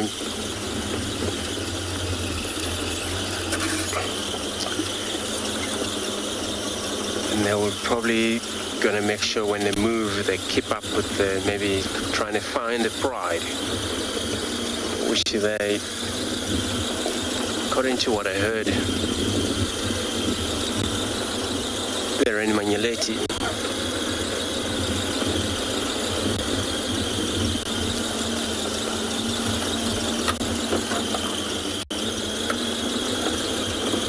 So there's a chance they may roar in order to find their partners.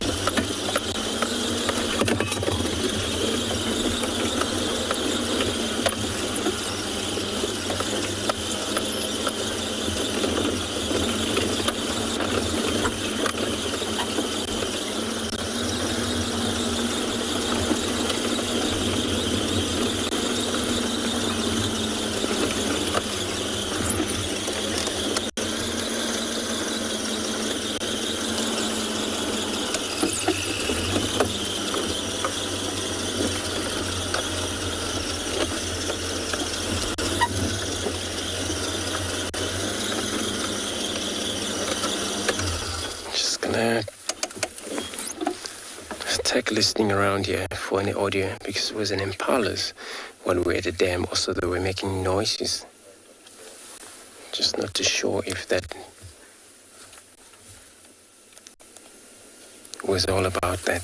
Two lionesses maybe started to get to move, but we're not there yet. We're just gonna listen to any audio.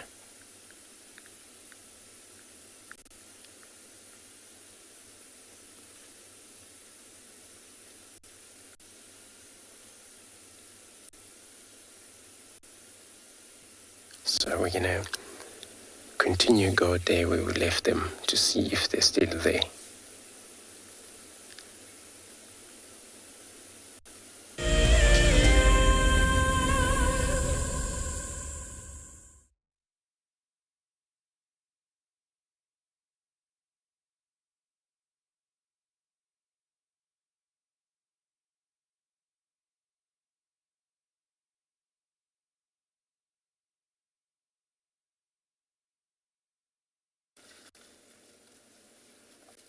I've said this to you before, that it's very calming, relaxing, meditative to just watch them go about their business. They're so slow and deliberate.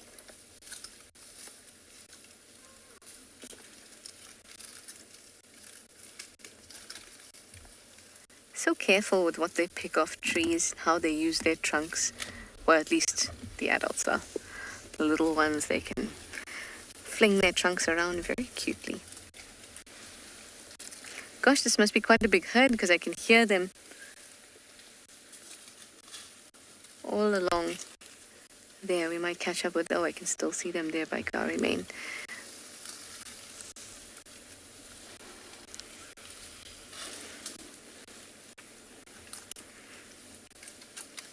We're so lucky here in the Sabi Sands to have elephants that are very comfortable with the vehicles.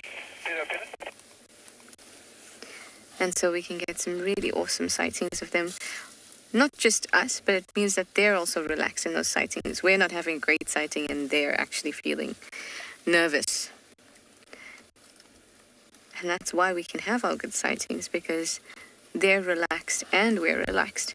I found that if you are not feeling relaxed, even if you're not nervous but you're a little bit tense, then you actually don't have the quality of sighting that you would if you are relaxed.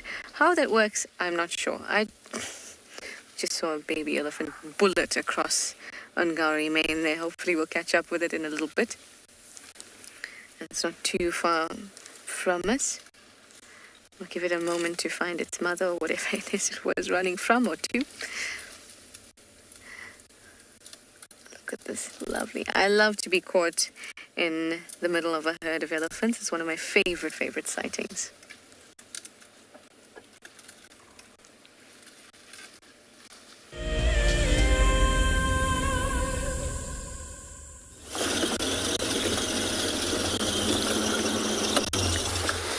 So it looks like our 2 lionesses have moved.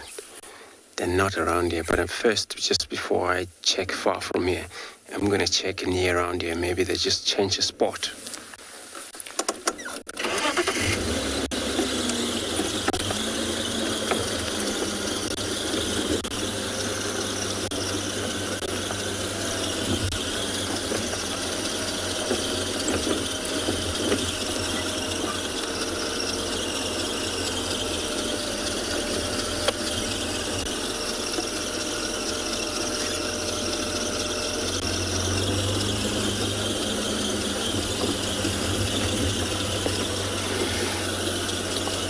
So you're asking why don't we see the oxpeckers on the elephants? Elephants, they don't really tolerate anything. Birds. Looks like I got a visual of these lionesses that just changed position. Got them there. So they don't really tolerate other company. And this is also has something to do with, if you would think of how the rhinos would allow the birds such as the oxpeckers land on them, or probably not a chance with the elephants. They have huge ears, they have a trunk, and they won't let the birds sit on them. They still carry parasite, but I'm not entirely sure why they don't really like it. And the oxpecker don't try either, not even a single day, to sit on the elephant. So I'm not sure why.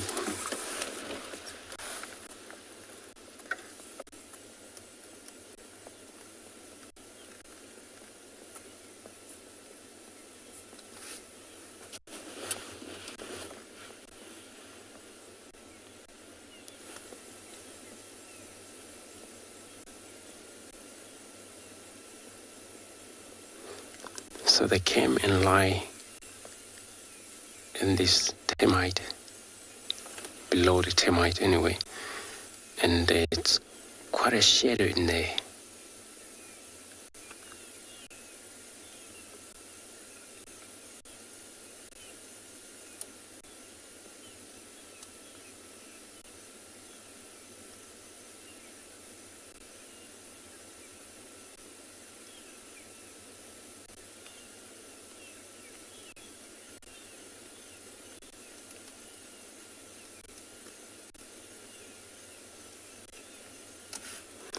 So from that last place where we left them, now they only have moved about 100 yards west from there. So, and the direction of the whole pride is to the northwest of here. So it makes sense that they're probably still going to head in a good directions looking for the pride.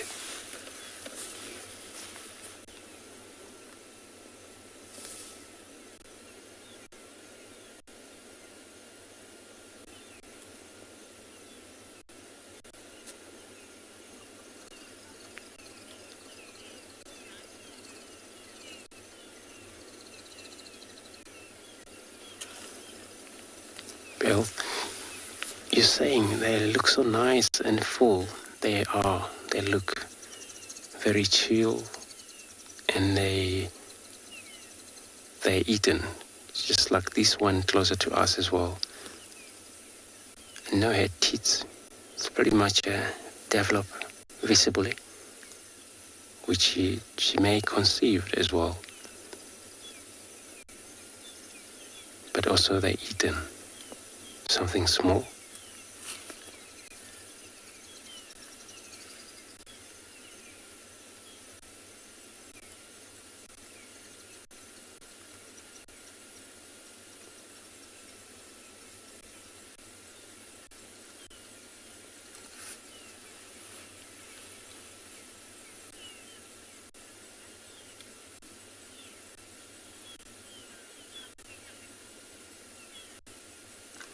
So we're going to try stay put. I'm going to be sending you across to patricial with her hungry herbivores.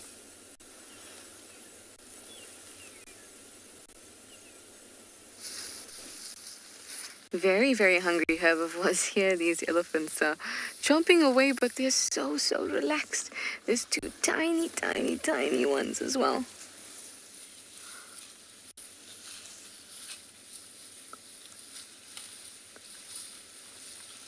I wonder if we'll be able... Oh, this one is scratching itself.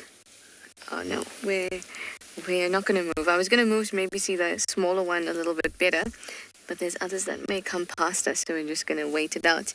You know, with elephants, patience pays off. Instead of forcing yourself upon them, if you're in a nice position, just wait it out. And we might see them give us an awesome show.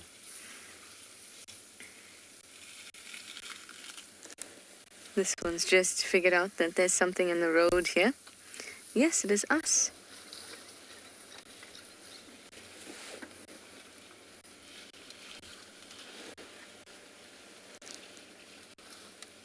Hi there. Come along.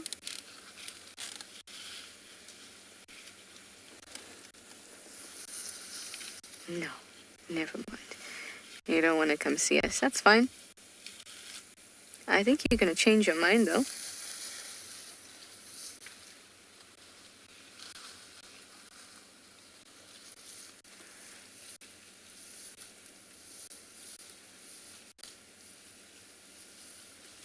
Hi. Hi. I see you're a little bit edgy. Yes, I see you. Hey.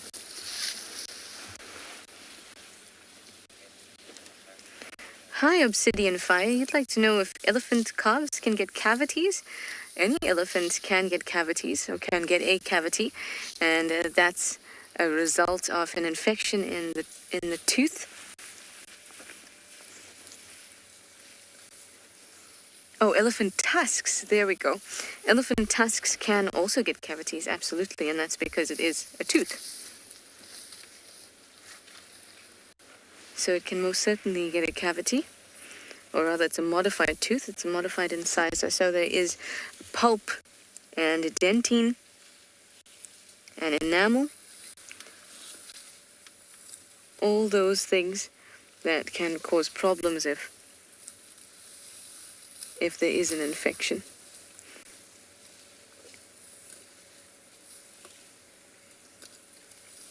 Hello, you. Yes. But you saw us here, and then you still decided that you want to come here. I think that despite your stiff tail a little bit earlier, you actually want to come and see us and visit us. I told you you'd change your mind. Hey. Hey, hi. That's Theo. Yes.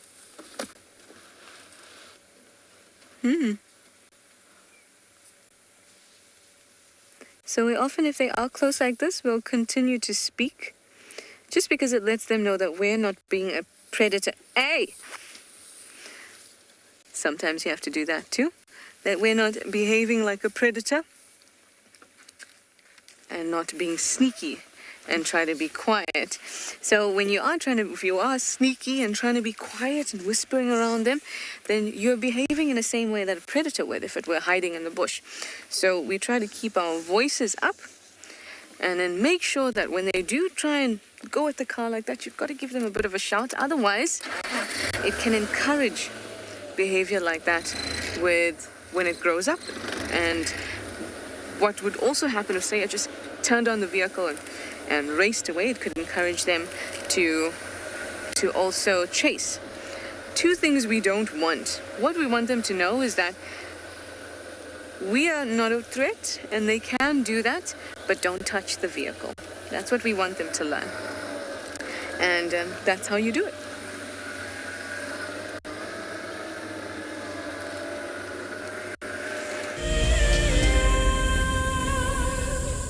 The annual Safari Guide of the Year competition aims to create awareness for those men and women who dedicate their lives to tourism and wildlife. This year's event will be held at Marataba, a breathtaking privately managed section of the Marakele National Park in South Africa's Limpopo province. In celebration of this, WildEarth and Marataba Luxury Lodges are offering all explorers a chance to win a 3-night stay at Marataba Safari Lodge for you and a friend. In addition to a spectacular land-based safari, Marataba Luxury Lodges offer an opportunity for guests to cruise peacefully along the Matlabas River, watching the animals as they drink and wallow. The lodge offers you a chance to lie by the pool or enjoy a spa treatment, and one night could be spent sleeping out under the stars in a luxurious treehouse. Sign up to be a WildEarth explorer before the 30th of June, and it could be you heading off on a long-awaited getaway. WildEarth Explorers. It's in your nature.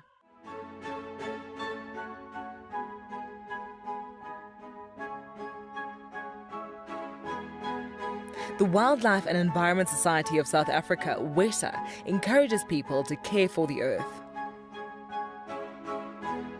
Through innovative projects, they aim to reverse the serious issues that we face in the world today. One of these projects is Green Coast, a proudly South African award for sensitive and well-managed coastal sites. This sustainability project protects our national coastlines while providing unemployed youth with a love for their environment and a hope for the future. WESA is a membership and volunteer-supported organization. Every supporter is helping to change the only earth we have. Visit our website to see how you can help care for our earth. My name is Ross and I'm a field guide at andBeyond Phinda Private Game Reserve. I love getting questions from guests on WildEarth because I love sharing and learning information about nature with new people, and it also makes me feel like you're all joining me in real life.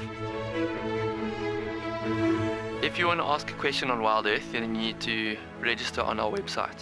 Once registered, go to our live safari page and submit your question below our live feed.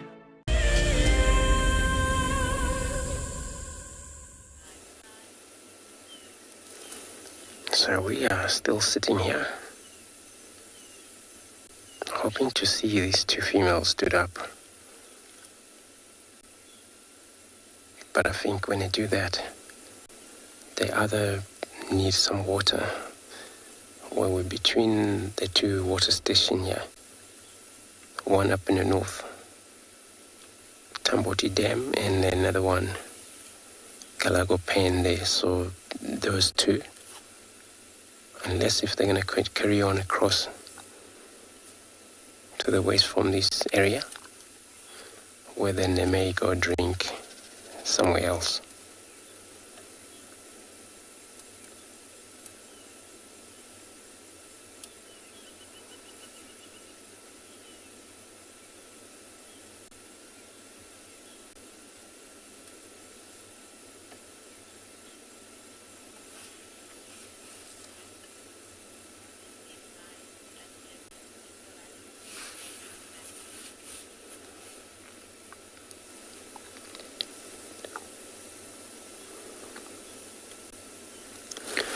Matthew, you're asking if I ever seen the lions and the leopard interacting each other. No, I haven't, especially in the wild. These two, they are big enemies. Lions won't tolerate small difference. Cat, not only leopard, but also these caracals, save all.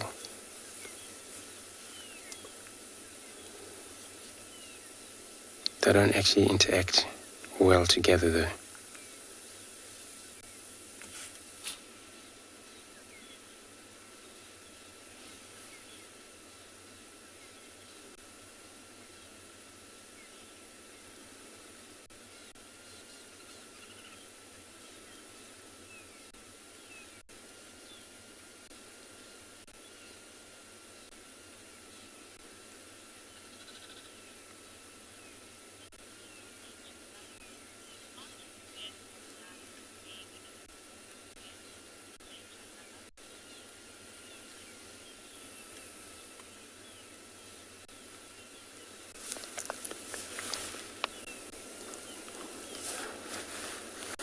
Sorry, you want to repeat that question again?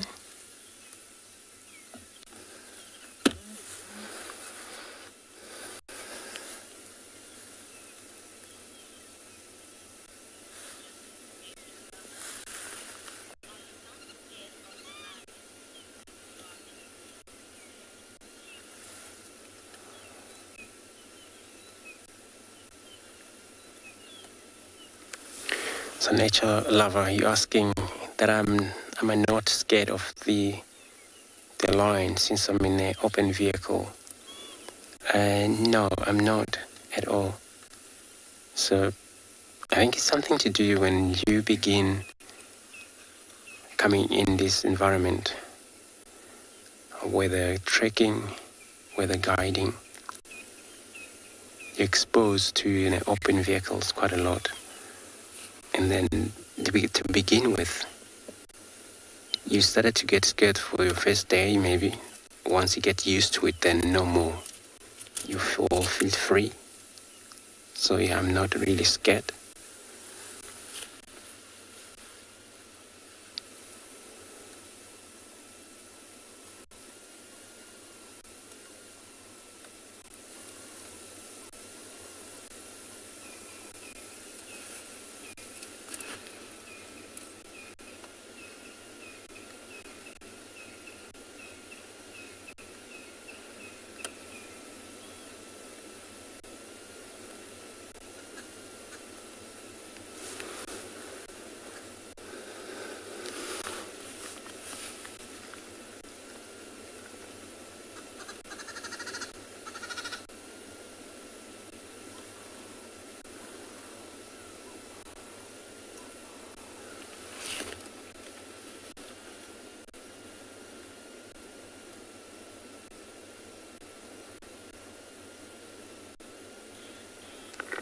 But also being part of this environment where you always get to see animal. These are considered as dangerous animal, but we track them on foot. And we find them on foot. But they don't really, may not say they tolerate that, but it's all about the skill that the guide trackers have. Once they spot them, what they do with they move out of the scene to get the car close to them.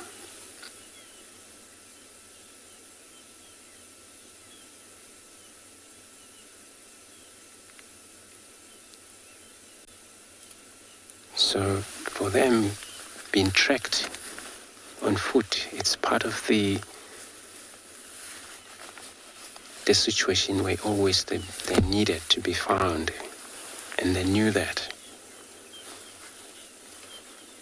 But if you ever do stranger thing than that, or maybe push yourself into them while you know they're there on foot, then yes, it's going to be a very serious problem.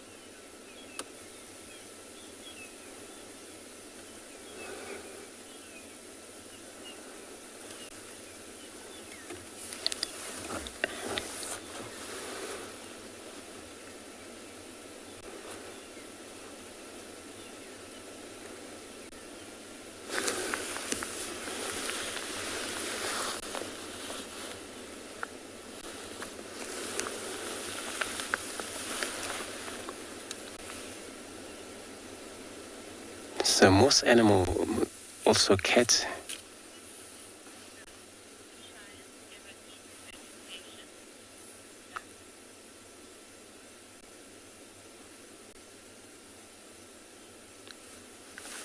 so Doc, you're asking if do lion ever eats vegetation? Well, they not actually do that. When they do that, they can, but it's all about maybe at the end they will throw out. Dog, cat, they'll probably eat grass. When they've been hungry, it has something to do with the acid in their stomach which hurt them. And then for that, they would eat grass. It's the only way they can get rid of their burning acid on their stomach. And they throw out after that. But vegetation won't stay on their tummy. That's the only thing I know about them eating grasses in order to do that.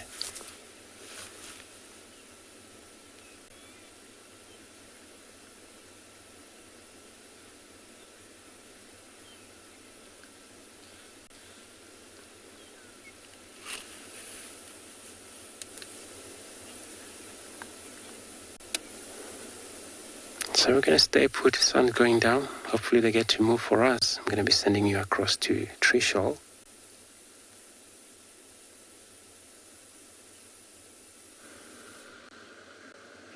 Oh, we are very, very lucky. Elle-Marie has gotten her wish. And I found it. And she spotted it. Indeed, she did. And it looks like it's Sibui, but we're not sure right now. I remember Elle-Marie said to you that she wanted to figure out whether she is able to recognize the leopards. But I told her this is a tough one. This is a tough one. It's not one we see often. I had a quick glance and I think it's Sibui. I almost expected it to be Tlalamba, because this is where Tlalamba went in to Little Gauri the other day.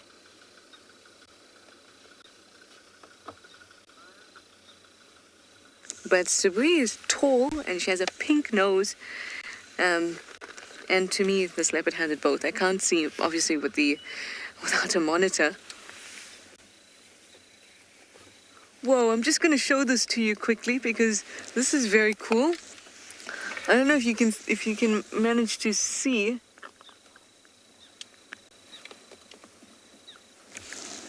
That is very cool. They're actually just flying past the moon. I can't even... Oh, without the screen, I can't tell what they are. But that is really, really awesome. Anyway, back to our leopardess is on the move there.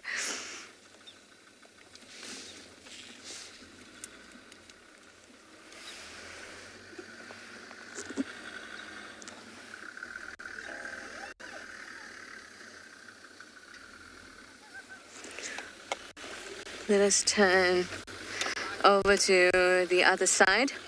Let's just wait for this vehicle to get past us first and then we'll move along.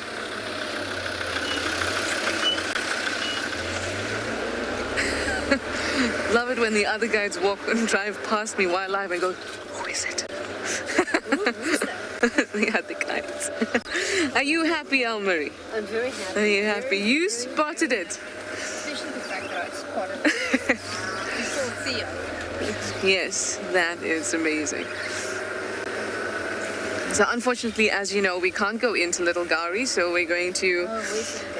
This is Little Gauri. So we can't go into Little Gauri. So we're going to have to just follow her and see what we can do for now.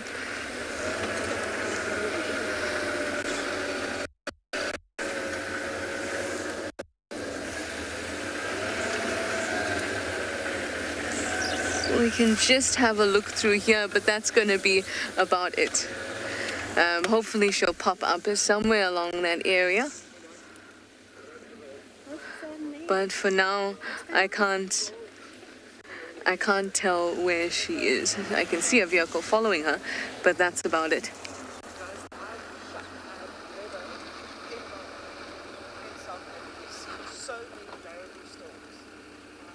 Oh, that's what they are. So I'm just having a look at the birds I showed. These are marabou storks. This is amazing. Tswalu, I've been. Everyone's very excited about the marabou stalks, everyone. One of the guys is just telling me, I know exactly what he was going to say. Tswalu, I have never seen this. This is awesome. Oh my goodness.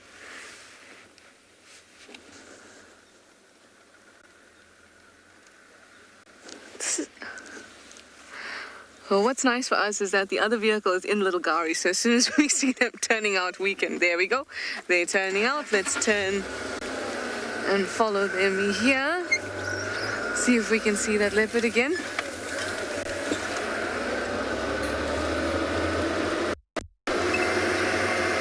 There she goes.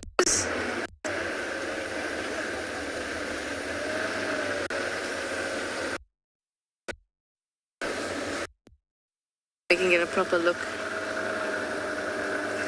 I'm just gonna stop here. This is unbelievable. These stalks above us. Whoa, whoa, whoa. This is crazy, guys. They're actually getting lower and lower and lower. The stalks, this leopard is in the road. This is phenomenal. Absolutely phenomenal.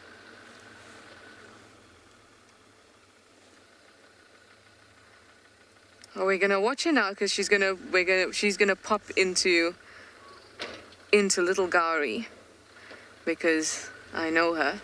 And also remember that Sabi's got brand new cubs, or a brand new cub in Little Gari. Not this far east of Little Gari though. This is amazing. This is a once in a lifetime segment right here with the marabou stalks flying above our heads. The moon is lit like a light bulb, and we have this beautiful leopardess. Now she's going to move over that hill there, and then once she does,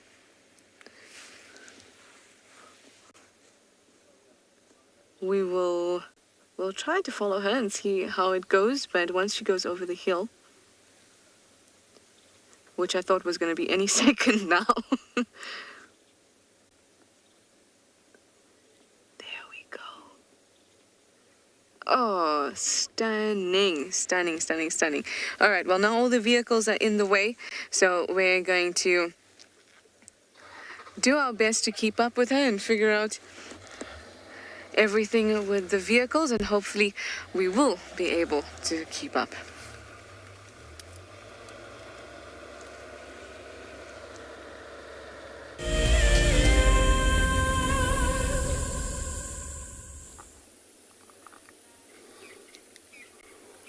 So one lioness is, as you can see, she's no longer facing at us or putting her position of her belly towards us anymore. So she's trying to flip over to the other side. And the other one is still lying in the same position.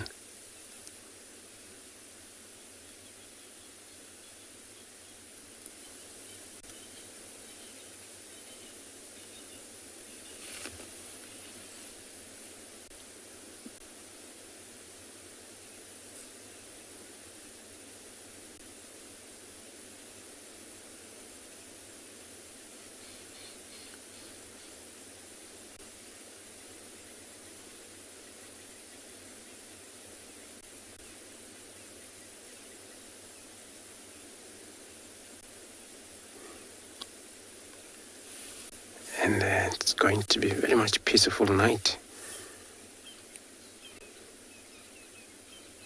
with the whole sunset going down. The dark, it's going to take place. It's going to be pitch dark.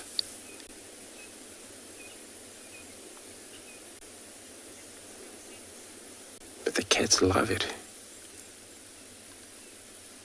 Most all nocturnal. Once it's dark, and this is where they'll come out.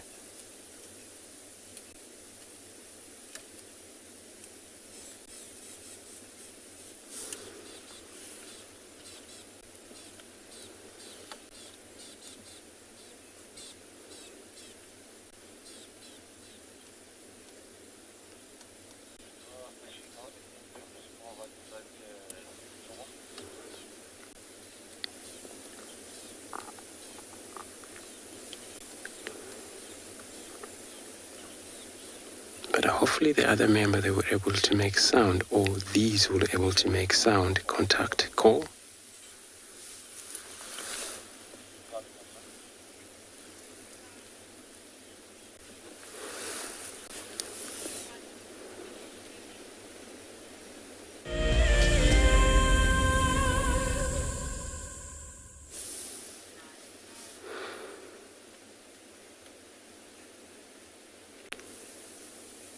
So when the night takes place,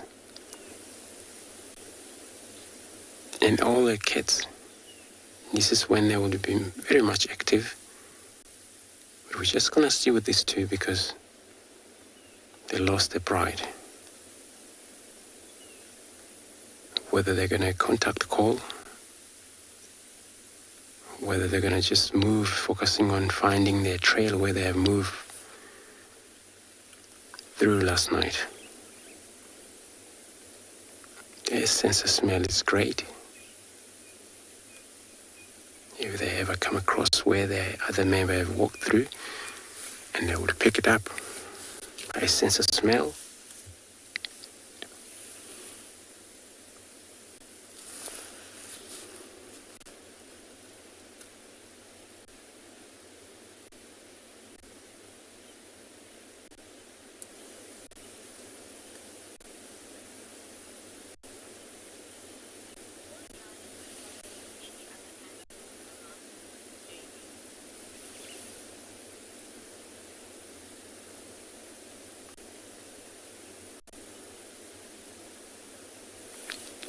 Jamie, you're asking, will a lion tolerate the other animals around them, except for their own pride?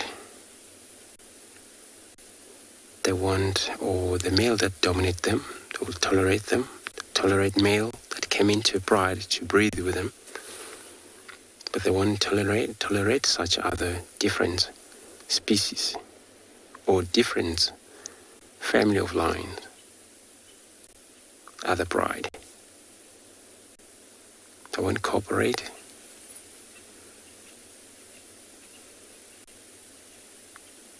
So the carnivores, they won't cooperate with all the herbivores because then they were looking at their meat when they look at them. So somebody has to get out before they get killed.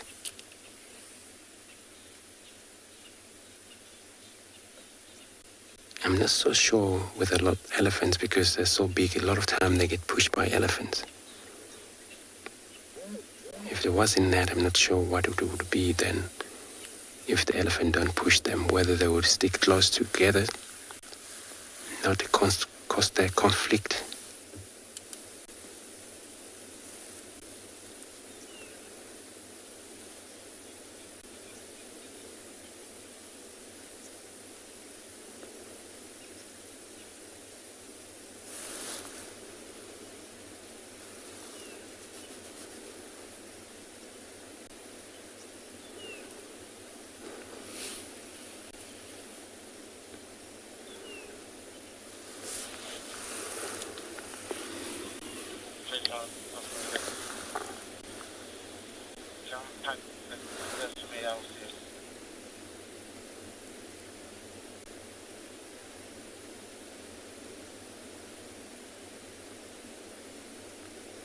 But the idea of a leg up, it's all about digest.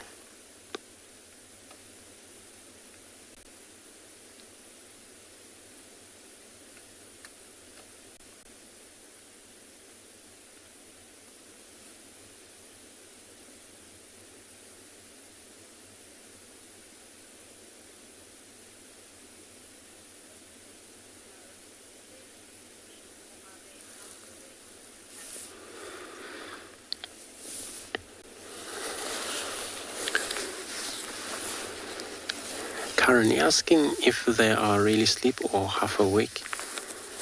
So most lions, well, probably heard us, heard you, Karen. So they sleep unconscious. Then that is actually combined between the two. But again, hearing when they close their eyes is still active, which means any movement may happen around them, they will react quite fast immediately. So they do actually sleep, but unconscious. They can still listen.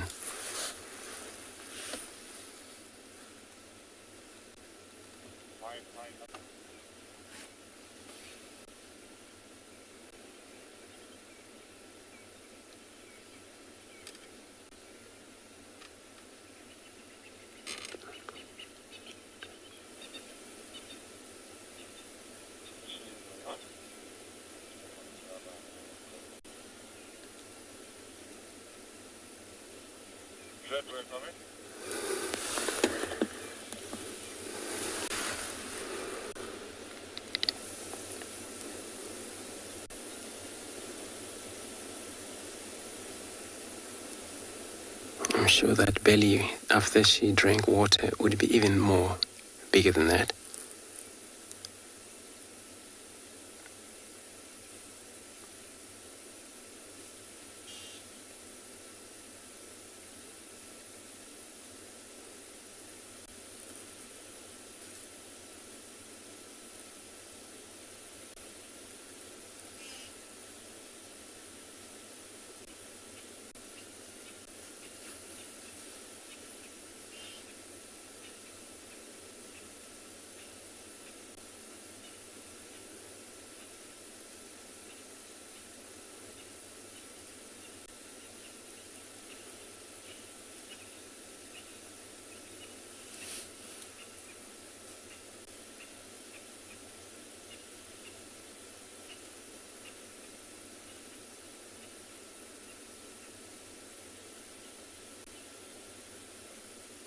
So when they move in a group, it's a way of communication on a hunt.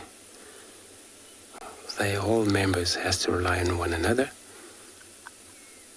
and they cooperate on a hunt, which that they all chance they surround the game.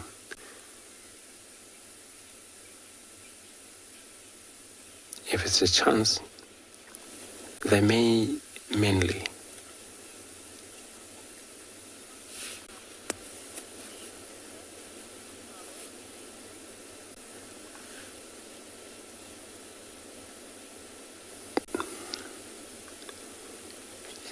Were you asking how many liter?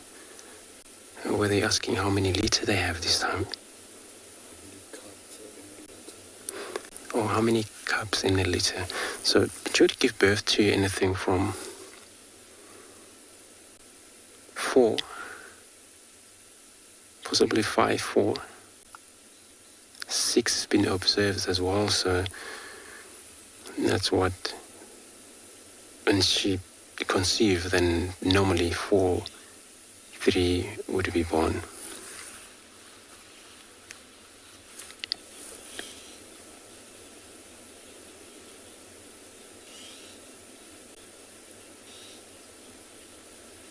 Then it's different to the leopard, because usually leopards will give birth to 2. A lot of time can be 3, but mainly 2.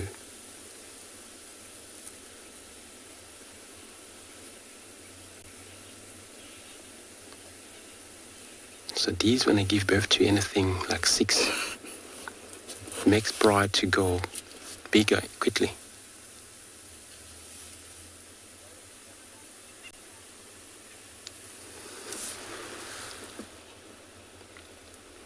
Sorry everybody, I'm going to direct someone who may get lost. Session looking for the Ngala. There's a vehicle driving past. I'm on due west of you.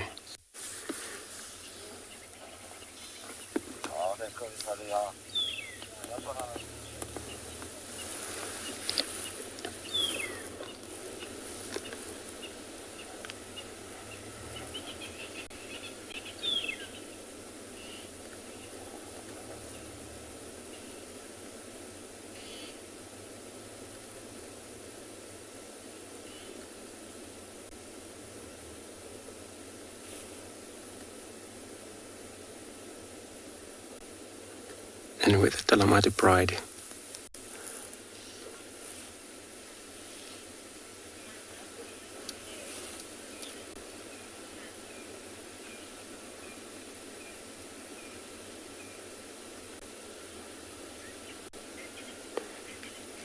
Tammy, you are commenting that you love these hairs on their chin. Hey, look at these. Yes, you're right. So beautiful, all fluffy.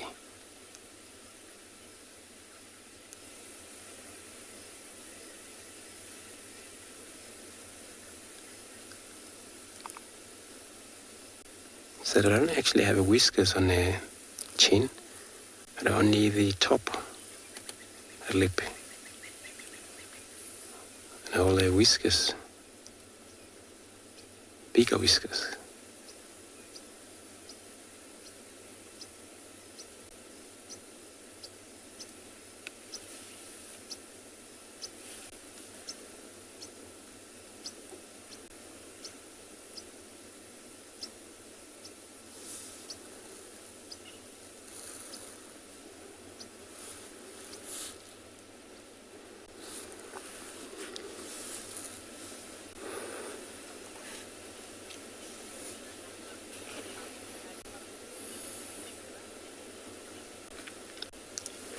So it's still going slightly dark.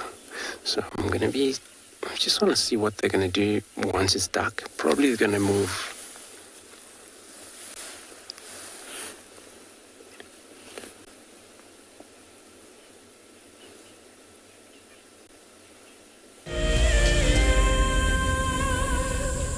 We have another wonderful guest with us, Sergio Real. Sergio is a holder of the Ticket to Dream.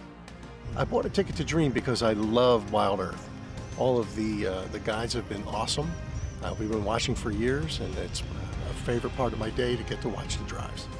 I look forward to seeing lots of leopards. If you want to go on safari with a WildEarth guide, whilst honing your bush knowledge and of course featuring in one of our shows, then head over to our website. My favorite part of the drive today was definitely an elephant that paid us a visit and came right to our car.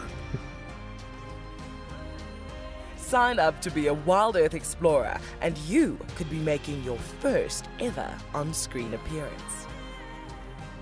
It's amazing being on a live drive in Djuma. It's just fantastic. The scenery is beautiful and the animals are even better.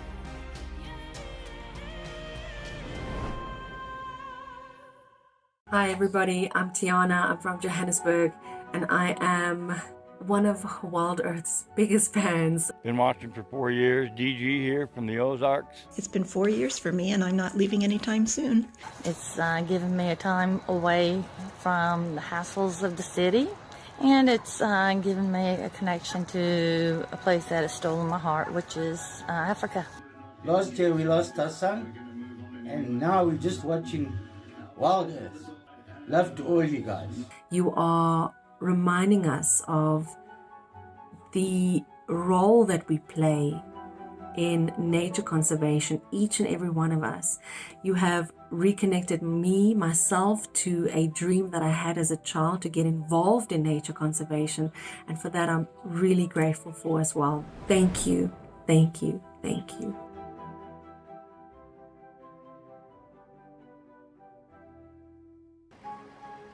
I love being a cam-up for WildEarth. The animals coming right up close to you, especially like lions. Sometimes you get nervous, but you have to go with the flow. My favorite animal to film is the elephant because of how big it is. But when it's really up close to you, it's one animal that you would say, I really respect you.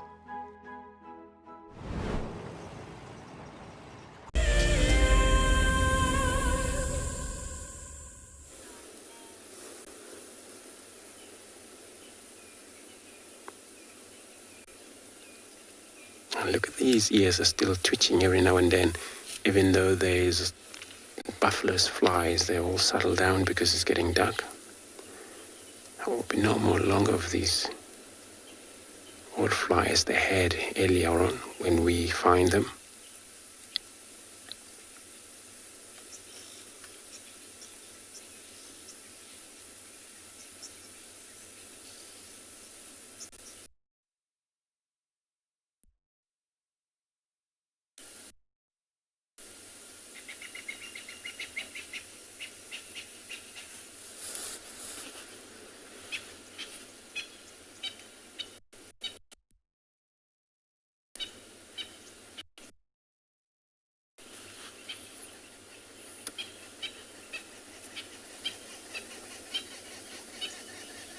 and they were able to recognize their other members' scent.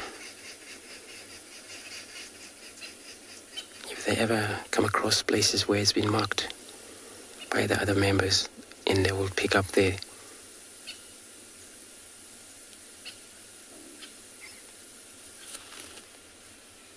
And started to follow them.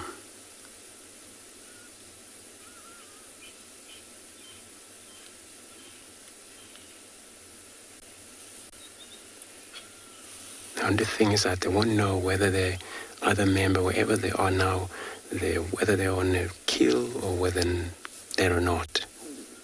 But that's the same with them back there. They won't know what happened to these two, whether they're eaten, whether they're still around, close by.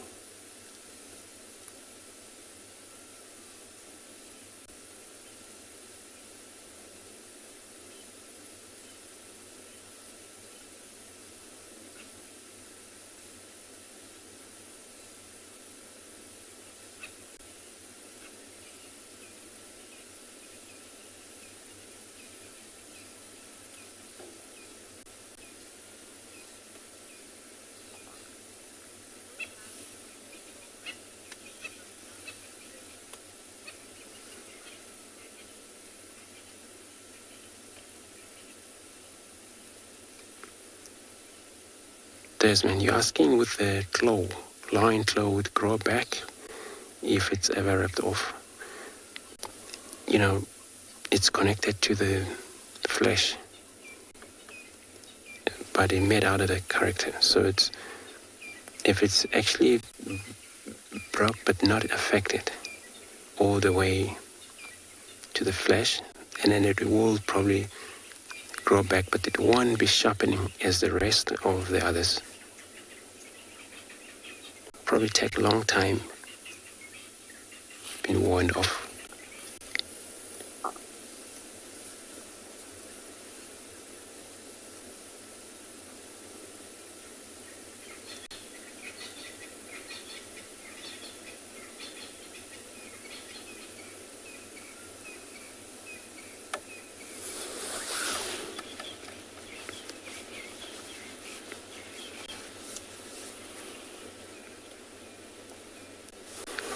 Their claws and their teeth, it's only weapon.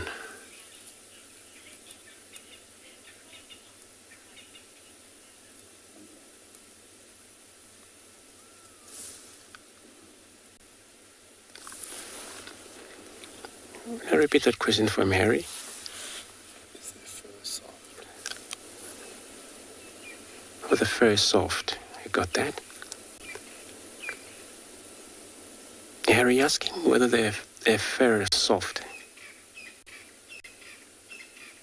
I never actually touched the lion's skin.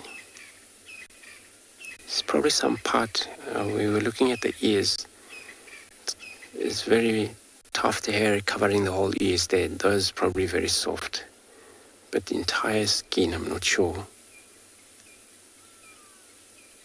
And the tip end of that, I don't actually have a long fur.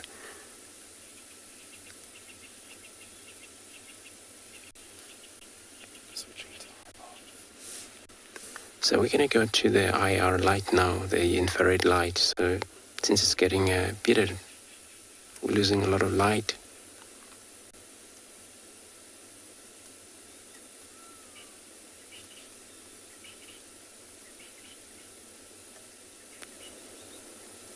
And the fur on a lion, they're very short, the whole entire body, compared to cheetah and the leopard.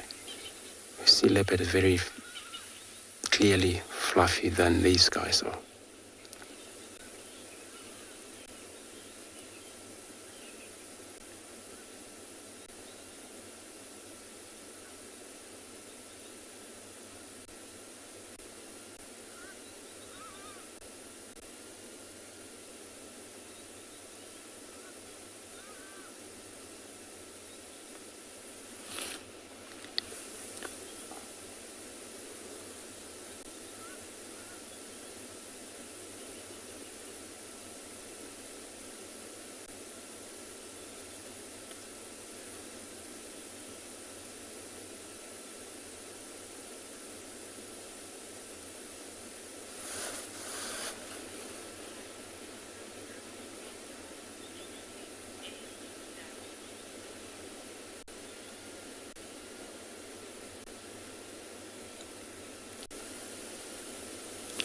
Daryl, you're asking, with the color of the nostrils indicate the age? It could. When they're younger, the nostrils is kind of like slightly pink. When as they grow older, it turns completely dark. When we're looking at this one, it's actually some of the slightly of a spot there, but the dark, it's taking place already.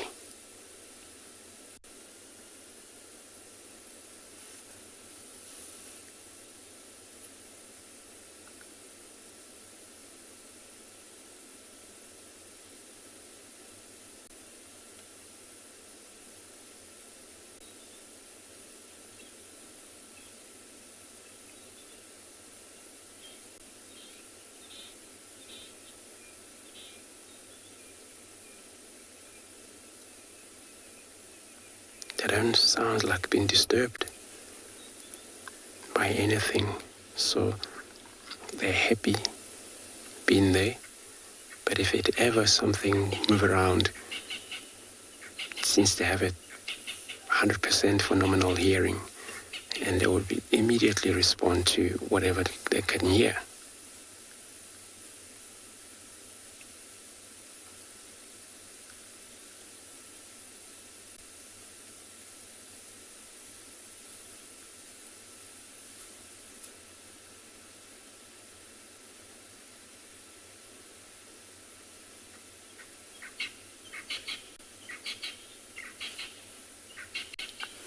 So we're going to stay put. It's getting dark. Probably they're going to show any movement. I'm going to be sending you across to Trishul.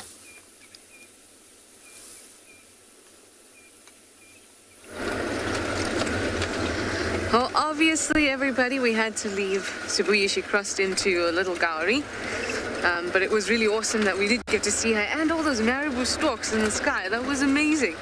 But now, Elmarie and I have put our jackets on because it's gotten substantially cooler. And we're heading up to a Buffelshoek area. It's not exactly Buffelshoek, it's just kind of, well, I guess technically into Buffelshoek. To have a look if we can follow up on a leopard in that area. We're not sure who it is or anything like that, but we'll just have to wait and see. Problem is, it looks like he, and it's a male. I know what you're all hoping. I'm hoping it too. But let's just see. He is actually, it's not in, it's right on the boundary here, basically. Buffelshoek cut line.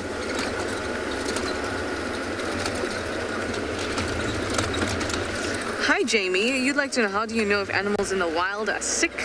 There's sometimes that you won't be able to tell that the animal in the wild is sick, and you will only know once it's died and you've done a necropsy. Because before that, it can look like an animal's just injured, or they're a bit bloated or something like that. But a lot of the time, you won't know at all. Then there's other times where you'll know very obviously that something is wrong. For example, an animal with anthrax and a jaw that gets swollen. It's very obvious. Or an animal with TB, where they have those hygromias, those growths. But there's a lot of time when you don't know at all.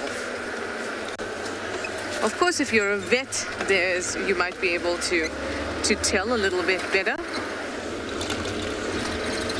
But obviously we're not trained vets, at least not yet. So now we have our spotlight out, hoping to find this animal.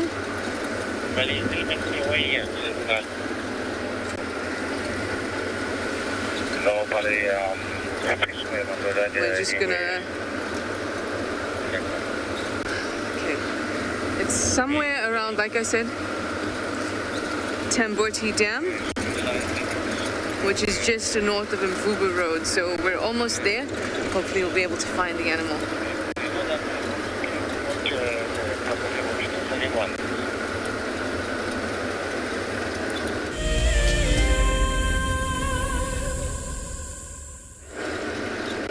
So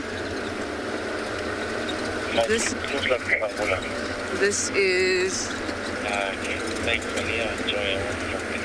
no, still got a little bit more to go. This is, we gotta go to Mvubu and then get into Buffelshoek, but hopefully that animal will actually be out on the cut line. And we just gotta organize ourselves.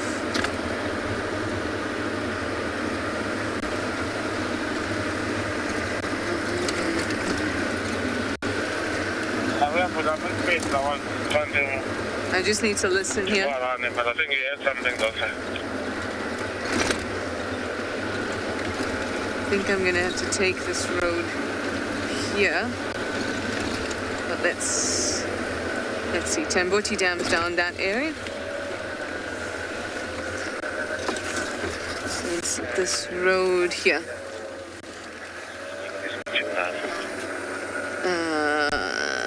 Okay. Let's go this way. We might just get a quick glimpse, but that might be it because we can't go far into Buffelshoek, so we're gonna give it a go. I think that it might be Nhlambula just because he's moving north as opposed to south into Djuma. But we're going to keep an eye and ear everything out so that Elmarie can get her full of leopards. That would be awesome. Now we just have to find it. Obviously, if we can't, we'll just turn around and have to find another, won't we?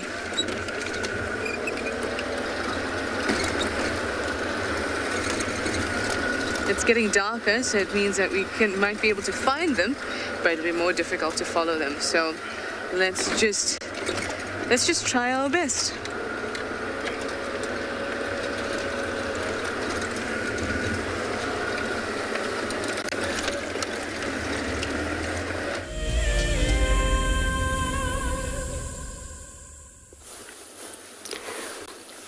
Right, everybody, our two cats still hasn't decided yet whether they're gonna start to get mobile yet. But the good thing is that we're here, so anytime they stood up, we'll be watching it happen.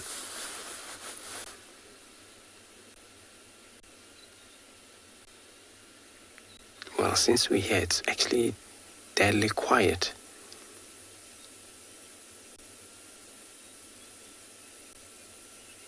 There's not much of a sound except for the birds. If we can take a listen to this quickly.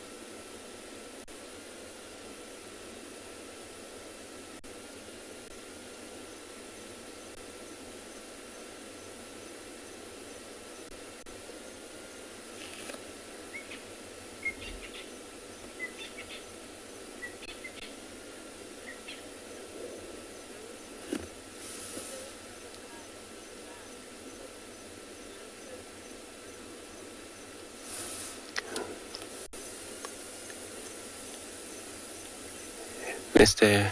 Blosen, you're asking whether the rest of the pride are nearby. According to all the information we got from this morning, they not near around here. So there is a western Manyeleti boundary from here where they've crossed into. And then if I would have to judge the distances, would it be probably another 5 km from here, the boundary itself. And then they'll probably have, I'm not sure how far from there, when once they enter that reserve, how far in they have moved in. So they're not around.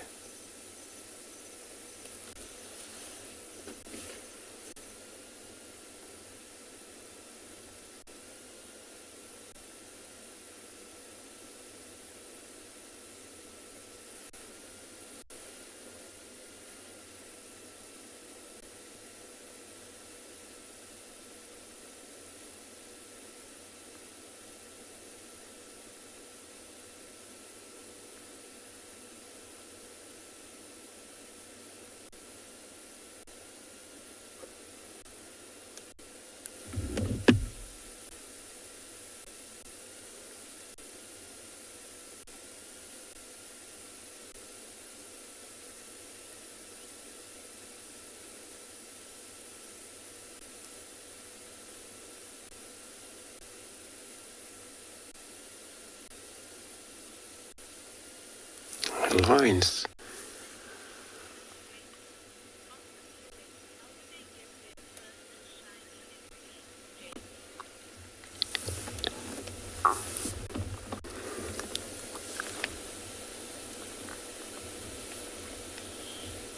So Jamie asking, after they kill, how do they get themselves cleaned? So in the pride, they will clean one another. They'll lick the blood on their face. But if it's only alone, also use their paws and they wipe their faces, lick it, get it wet with their saliva and wipe their face and the rest of their ears as well, wherever the blood may be touched. And that's how they get themselves clean, just by licking themselves.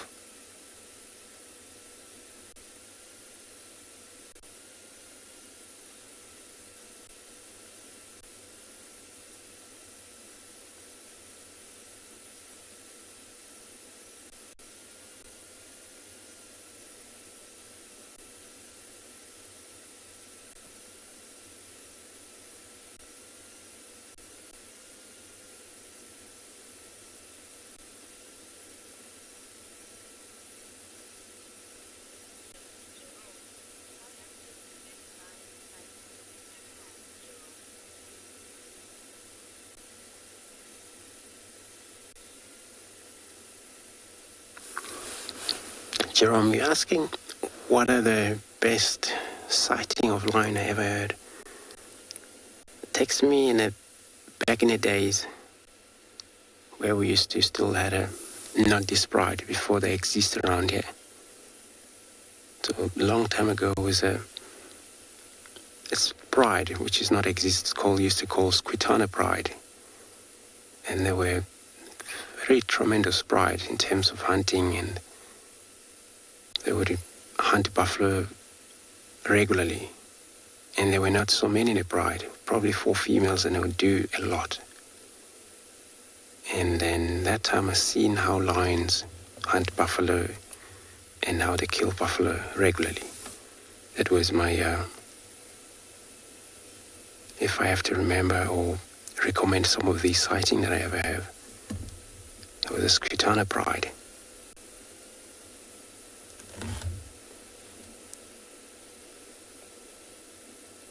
But they all just died, no longer around.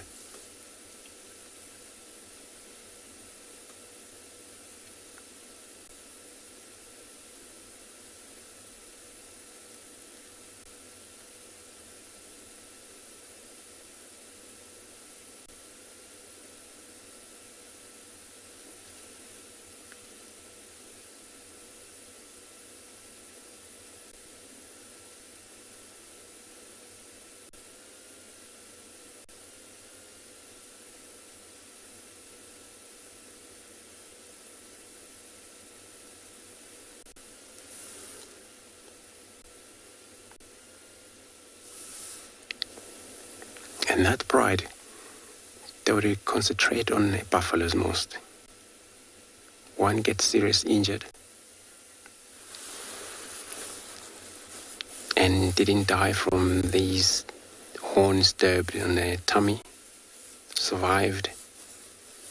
One upon a time they were fighting a fight with a bull buffalo in one of the airstrip down in the north, Beverly's airstrip. In the morning fight with the buffaloes, it took almost entire hours, and they finally killed it.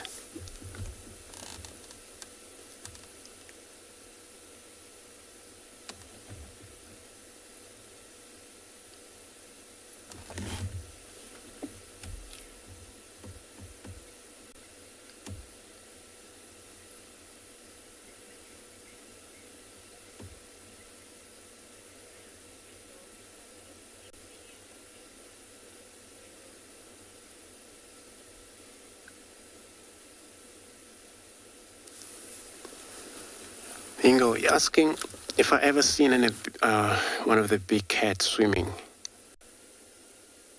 And it was not actually a proper swim. It was a floating of the carcass. That was a twin dam, and a croc was inside. There was actually nice to watch, but then this young male lion forced himself into the water, and they grab, and all the fight between the croc and him.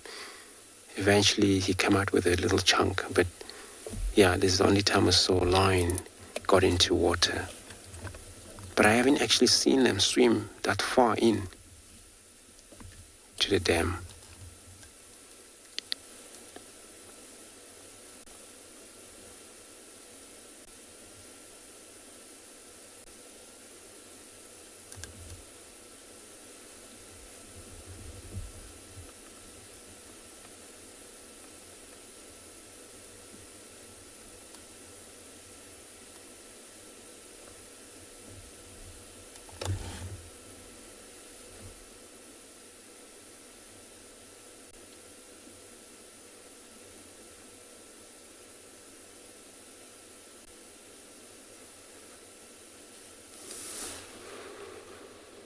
So cats mainly don't really like water. They have to when they can, but when they have to, but they don't really want to be swimming.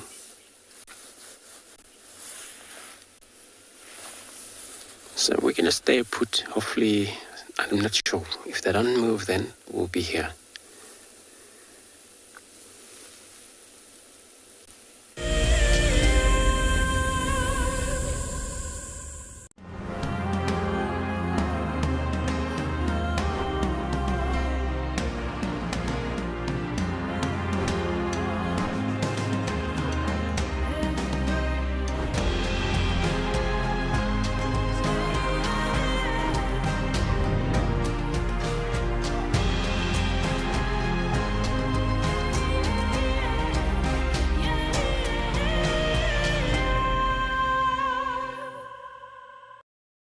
Founded in 1973, the Endangered Wildlife Trust has consistently and effectively worked towards achieving our conservation legacy.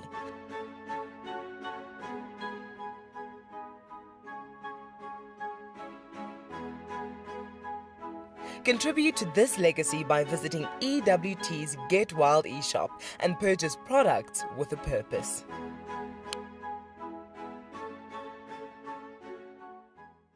My name is Lauren, and I'm currently working in Djuma Private Game Reserve here in South Africa.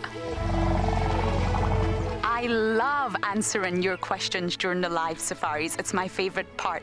It feels like you're on the vehicle with me, and I'm able to teach you exactly what you want to know. If you want to ask a question on WildEarth, then you need to register on our website. Once registered, you must go to the live safari page and ask your question below the live feed. There is clearly something in the vicinity around you that's drawn their attention. Yes, that meerkat in the tree is just the coolest of cool meerkats. But watch out, how he battles when he comes down. That would be like me climbing a tree, just better. Expect the unexpected here on WildEarth daily. Hello, I'm Marna, your WildEarth safari guide from andBeyond Ngala. What's my favorite animal? Definitely elephants, and in particular an elephant bull, an old elephant bull. I think the sheer size partnered with their experience because they grow so old. I always wonder what they've seen and how they've seen the bush change over those many years. Join me or one of the other guides twice a day on WildEarth.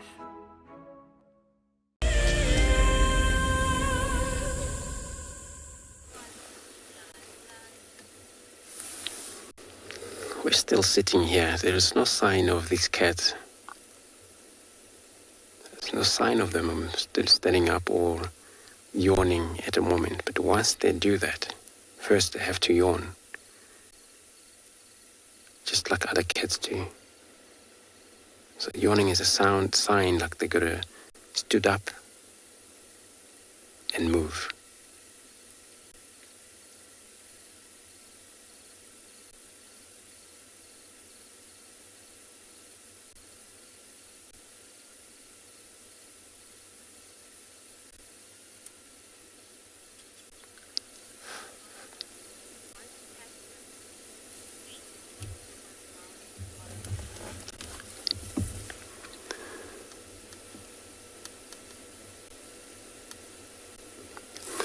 So Olva, you're asking why the cats love to sleep on the mound. Usually when they sleep right on top of the mound, it's all a better view. Finally, it's all about getting a better view around them. But once they lost energy of carrying on and on, you're just going to take it easy right on top. Leopard is also capable of that. Lions, they also. So mound over here, it's all a best view for all animals, including the antelope. They will use this mound as an advantage point to look around for safety. So that's start of the hunting, and then finally they just lost energy and then just chill there, finally sleep.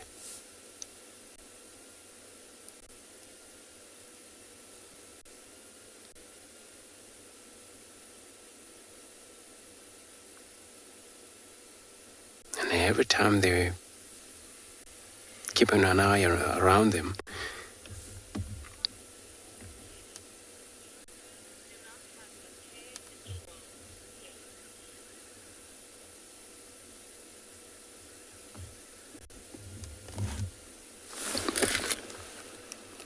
These two do not have a care in the world. So Kerry, you commenting that these two don't have a care in the world. It seems to be.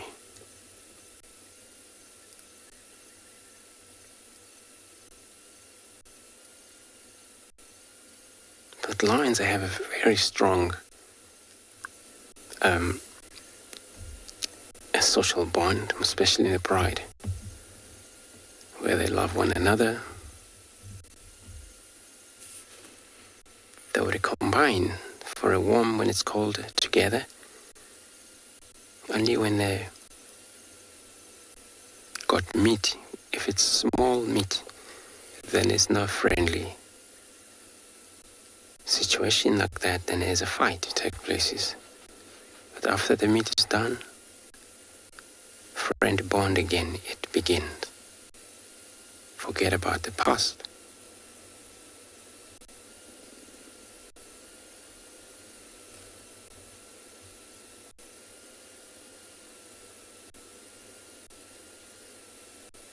They wouldn't worry too much about any hassle here where they are right now.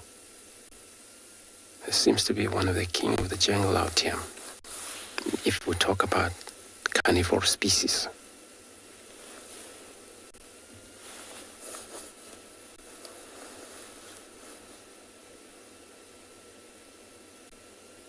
If it was a leopard, Leopard would probably put a head up, just look around for safety, again go down, sleep. Because leopard would be scared of lions because bigger than them.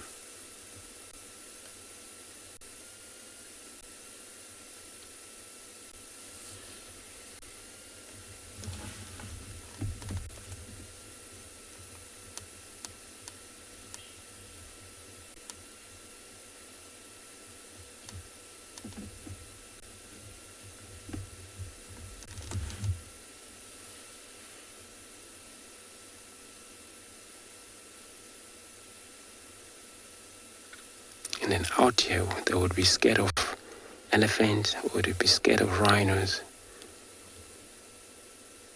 Even if it's a hippo around here, it's way too bigger for them to hunt.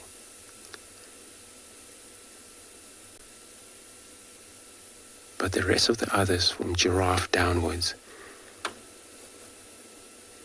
they're all huntable by the lions.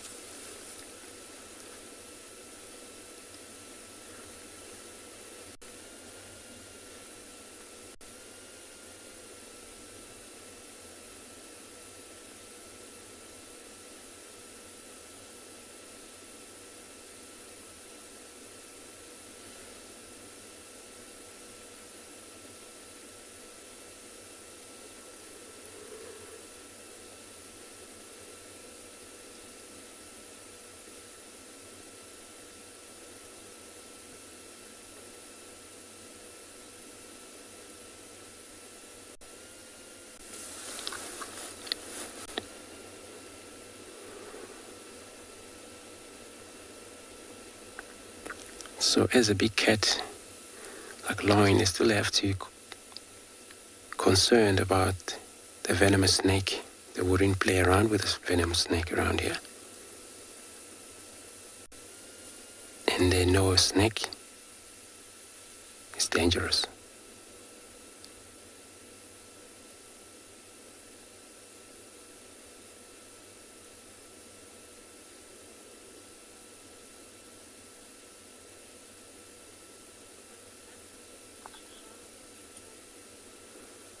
So we're going to stay put. I'm going to be sending you across to Trishala, who she has a beautiful view.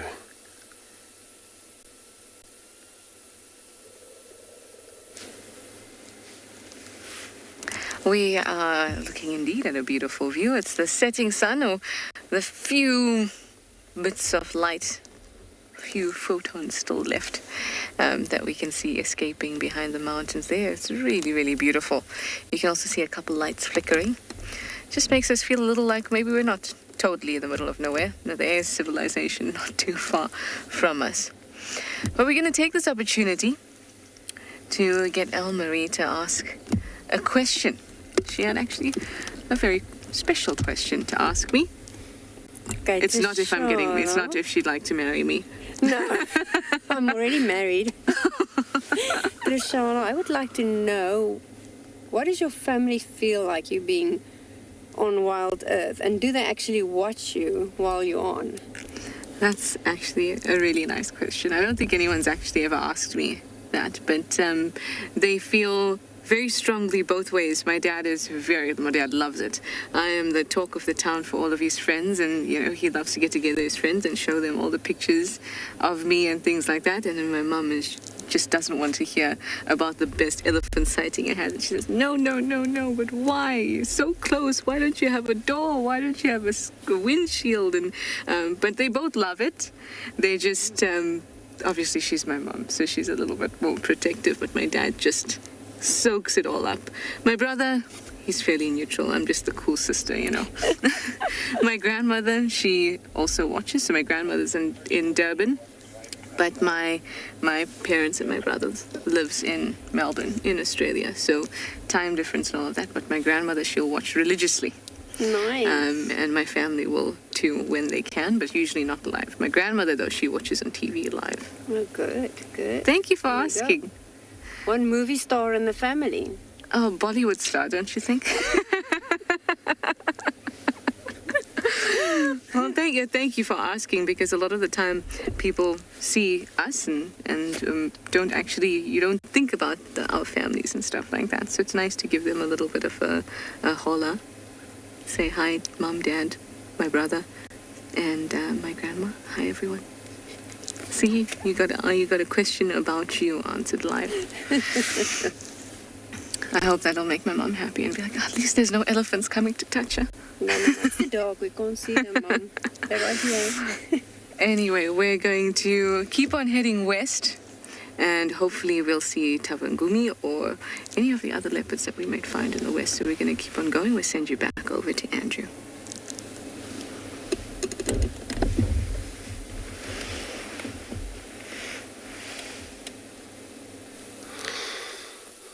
Good luck, Trishul. Tavangumi, I think it's a good idea. If you find him, it will be really good. So, there's no... Oops.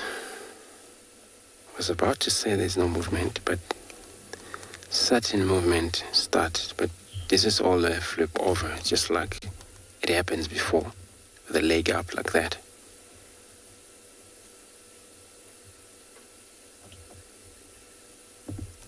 So I'm staying with them for the last time, and otherwise I'm going to go see what else I'm going to find with the spotlight.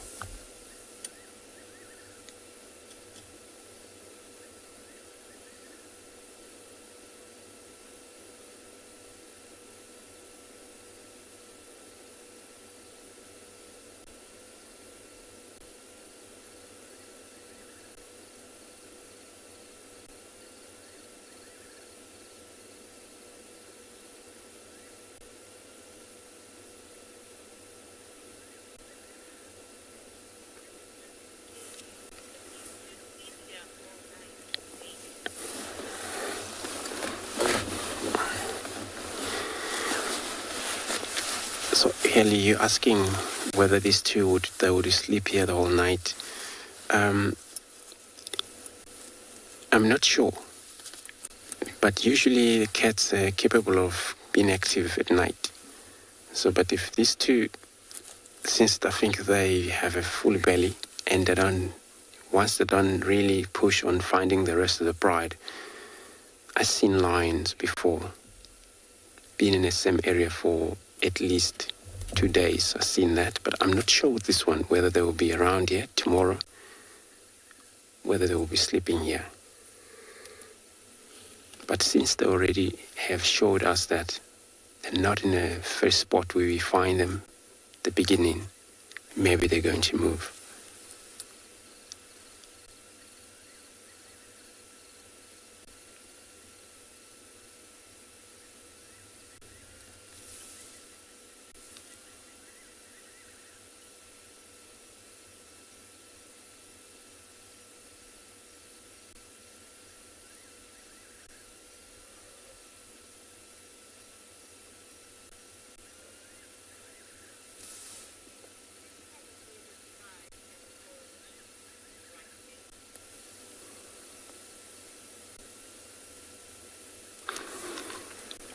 So, white man, you're asking, do I have a favorite pride in coalition? So, the pride, that it's my favorite.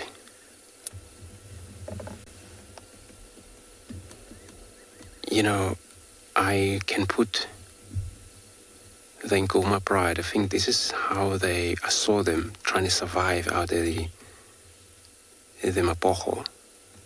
It's not that I'm picking it's so that I saw the battle there, and then I've seen how they get around to survive until today. So they tend to be, if I have to put the favorite down, I can put them as my favorite. And then the male coalition, at the moment, I can stick with these Avoca because they've been in this area, they haven't given up yet in this pride. So they are the one which has seen so many of males come into an area, breed, and then leave the pride alone, disappeared. And they don't take care of them anymore. So these one, they actually done good.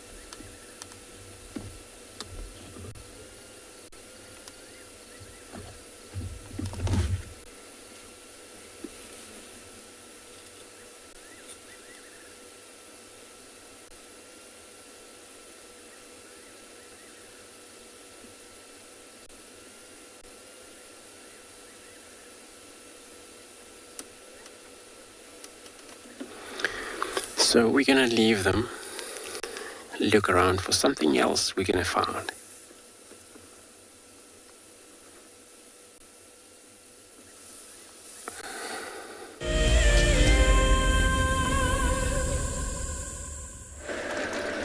Okay, coming to us.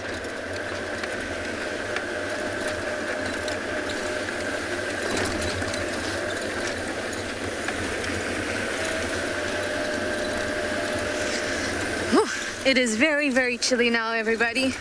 We are properly tugged up. I've just taken my blankie out, extended it over my little leggies. And now we are moving towards Zoe's. Maybe take Zoe's. We're going to, take Zoe's down to the junction and see if there's anything that we can find there. Zoe's is a lovely place to have a look for tracks in the evening, because it's so easy to see on the light that's on the, or your headlights on the ground. And because all the roads have been thoroughly used by this time, tracks look good when they're fresh. So that's what we're going to do. We were going to go west and look for perhaps a leopard down that end. But we're struggling a little bit on that side, so we're just going to keep it to the central portion of Djuma for the rest of the evening, so that at least we can bring it to you and broadcast to you all the wonderful things in the bush.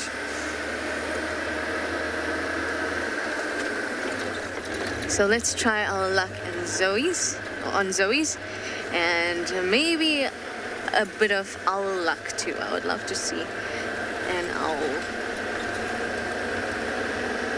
But I know what Elmarie is thinking. Leopard luck, leopard luck, leopard luck. Leopard luck too. We'll stop and have a listen along the way. We just have a few minutes left of drive.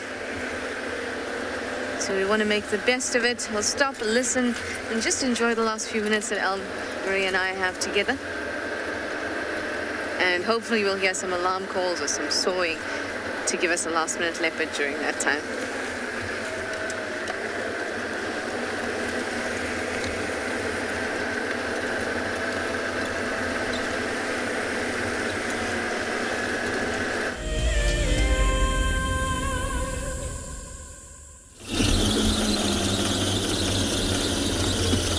Left the pride, since it's not actually a sign of any movement they're gonna do now.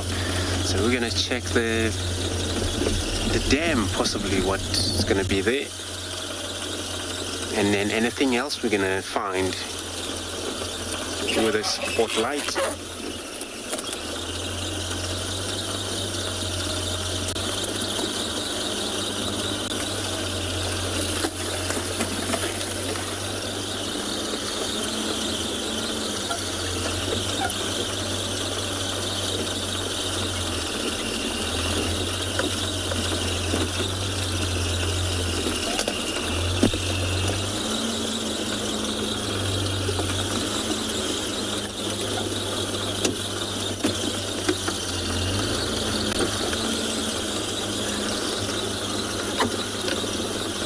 So Age 8, you asking that do I named or we named animals, all animals?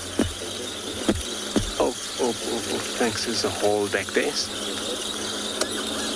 Thanks, Morgan, I was about to go into the hole. So Emma, you're asking if we... So you're asking if do I name all animals in a reserve? Not all animals. So naming animals, this is probably when it comes to cats. So not only myself, but we used to had a meeting as a guide, pick the name of specifically cats. So then each one put the name down. So the name get nominated. So also check what the meaning of whatever the name means. So that's how we do. So if I remember, I never had a privilege to get my thought picked up in terms of naming which leopard I want. So it's all a guides in disguise on how we name them.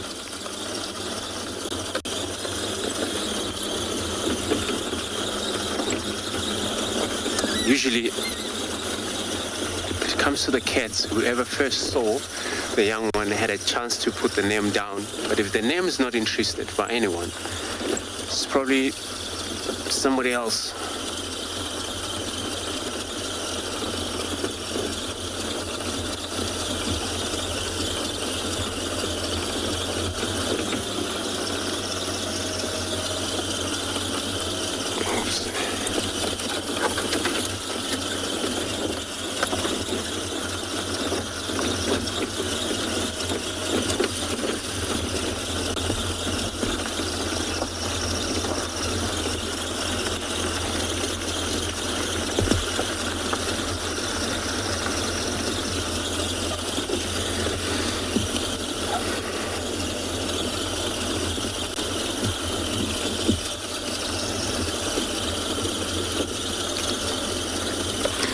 So I'm going to be bumbling down to the dam. I'm going to be sending her across to Trishal, who also she's on a bumble.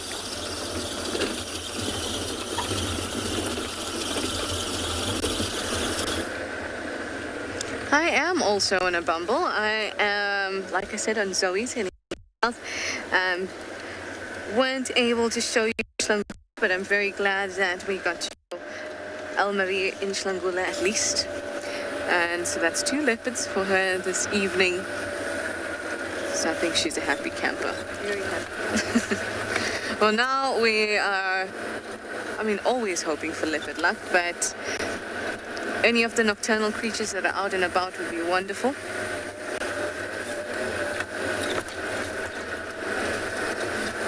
I keep trying for Zoe's Road, but it seems the more and more I try, it's actually less productive. Hi Cecilia, you'd like to know how many leopards are there in the reserve? Whoa, I don't know how many there are in the whole of the Sabi Sands. Because also remember the Sabi Sands is open to the Kruger. So there's leopards that can move in and out. So I'm not sure how many there are in the Sabi Sands, but I can tell you how many you are likely to see on the show. Let's take Rebecca's. Even that changes a lot. But I'll tell you the ones that we do see, and then I'll tell you the ones that there's a possibility of seeing. So ones that we do see include, let's go from the north and then down. Nsele in Shlangula, Tingana, Tavangumi. From the west, Shidulu, Kara, Tortoise-Pan. From the south, Moya, Sibui, Shasha, Langa, East, Kuchava, Tlalamba, Tandi, Marips, Tsemba, Kuchava's son, Mawati, who am I leaving? That's 17 leopards we can potentially see. That is a lot. That's 17 leopards that we are likely to see. Rather, that's a better way to put it. Then there's also leopards in the area that we at some point might see, like in Kanyeni and Watika, who are further east. Leopards that could come from the west, from the south, all the way from Singita, like Tavangumi did. So there are many, many, many leopards that we could see. The Sabi Sands has the highest highest leopard density in South Africa, in Africa. I might be wrong, but I think in Africa as well. So a lot of leopards. We are very, very lucky out here.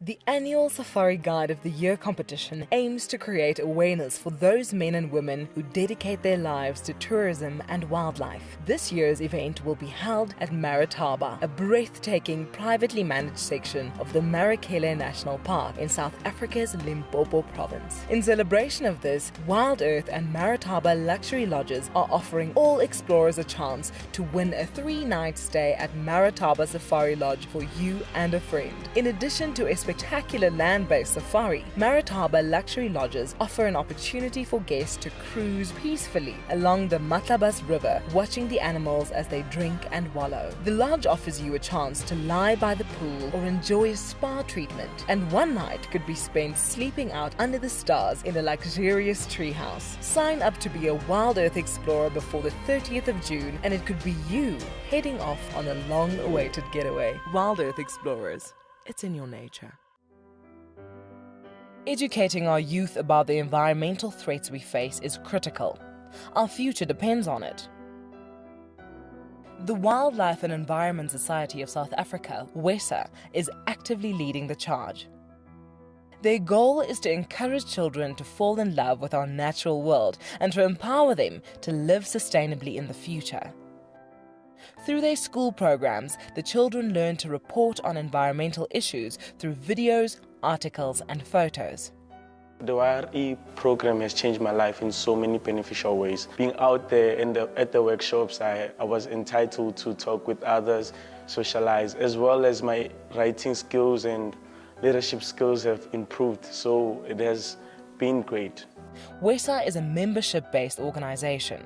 By joining WESA, you will be helping to provide valuable support for these youth education initiatives. It's a huge privilege to be in these incredible places with these amazing animals. I love filming lions. When they do get up and do something, it's always spectacular. When they are playing, are incredibly fun to watch, especially subalterns and cubs. I love being in the bush and working in these incredible places with these amazing animals. We want to bring it to you so that you can almost feel like you're right there and be able to experience it and enjoy it the way we.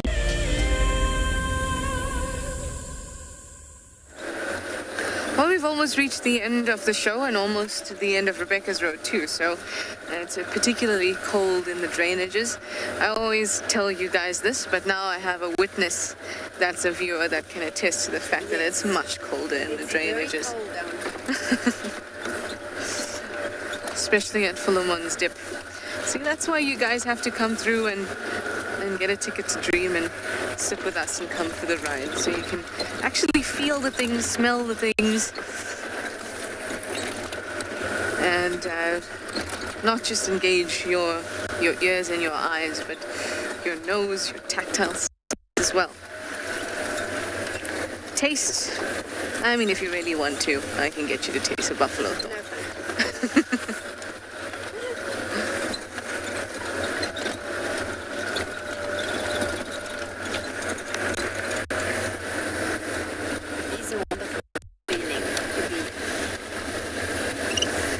White mane. I'm sure I got your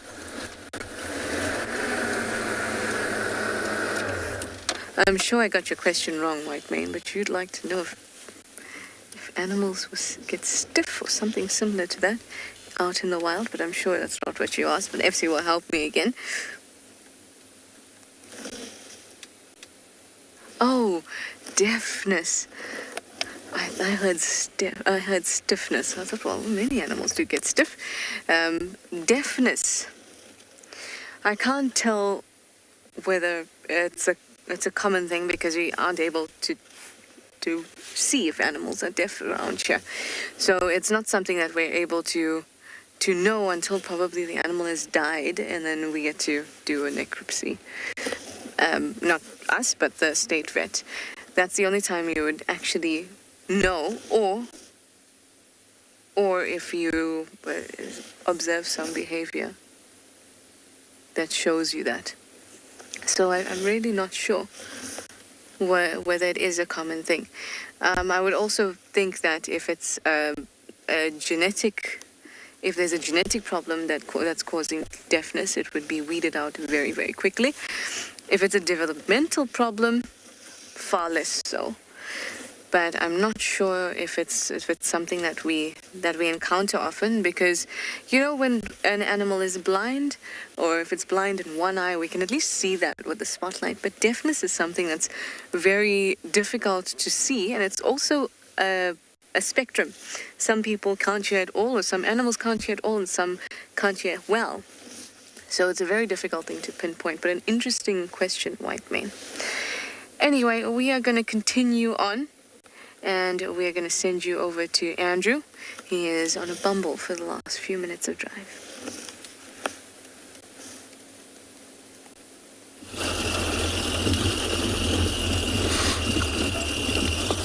Yes, we are still on a bumble, and then still also hoping to come across one of small nocturnal that usually move out around at night. Well, the spotlight would do better at night. Finding all these eyes by reflecting back to us, and we know there is something there.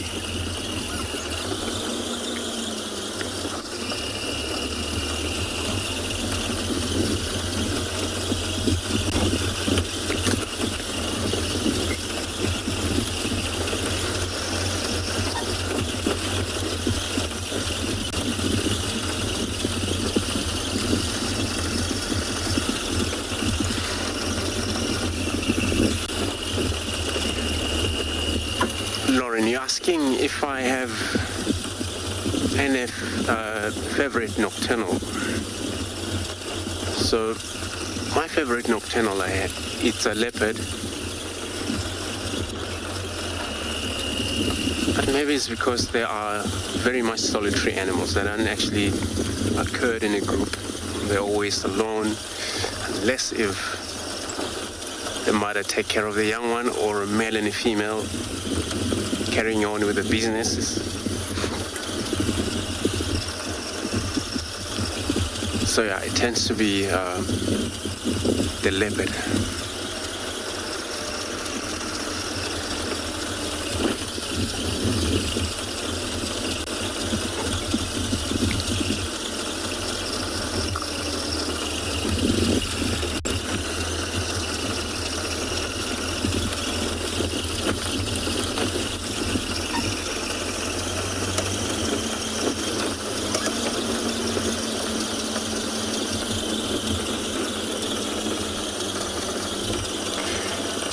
So, Benji, age 9, you're asking where do the monks sleep at night? So they are monkeys. So monkeys, they are monkeys. Yes, they sleep up in trees at night. So they choose combined trees, and this is where they sleep at night. But yeah, at the top of the tree.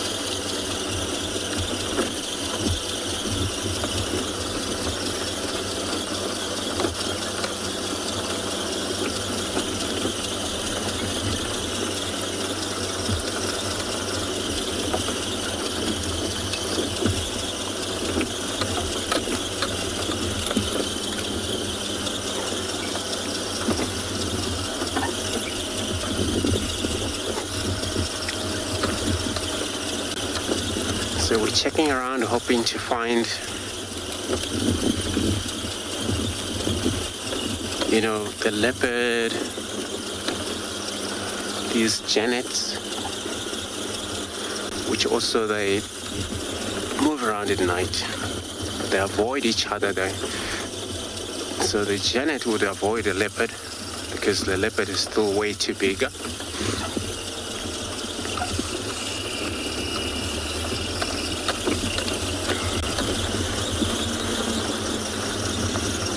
And that's always worked better that way.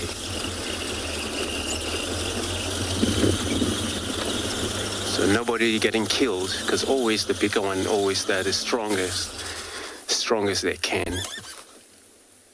And then if the small one always get close to the bigger one, always getting killed. So everybody, we're coming in the end of the evening show for today. It's been really privileged to have you all on board. And then we're all hoping to see you tomorrow morning again. And then we will be together and look around for beautiful animals. And until then, we'll see you tomorrow, 6:30 Central African Time. Goodbye.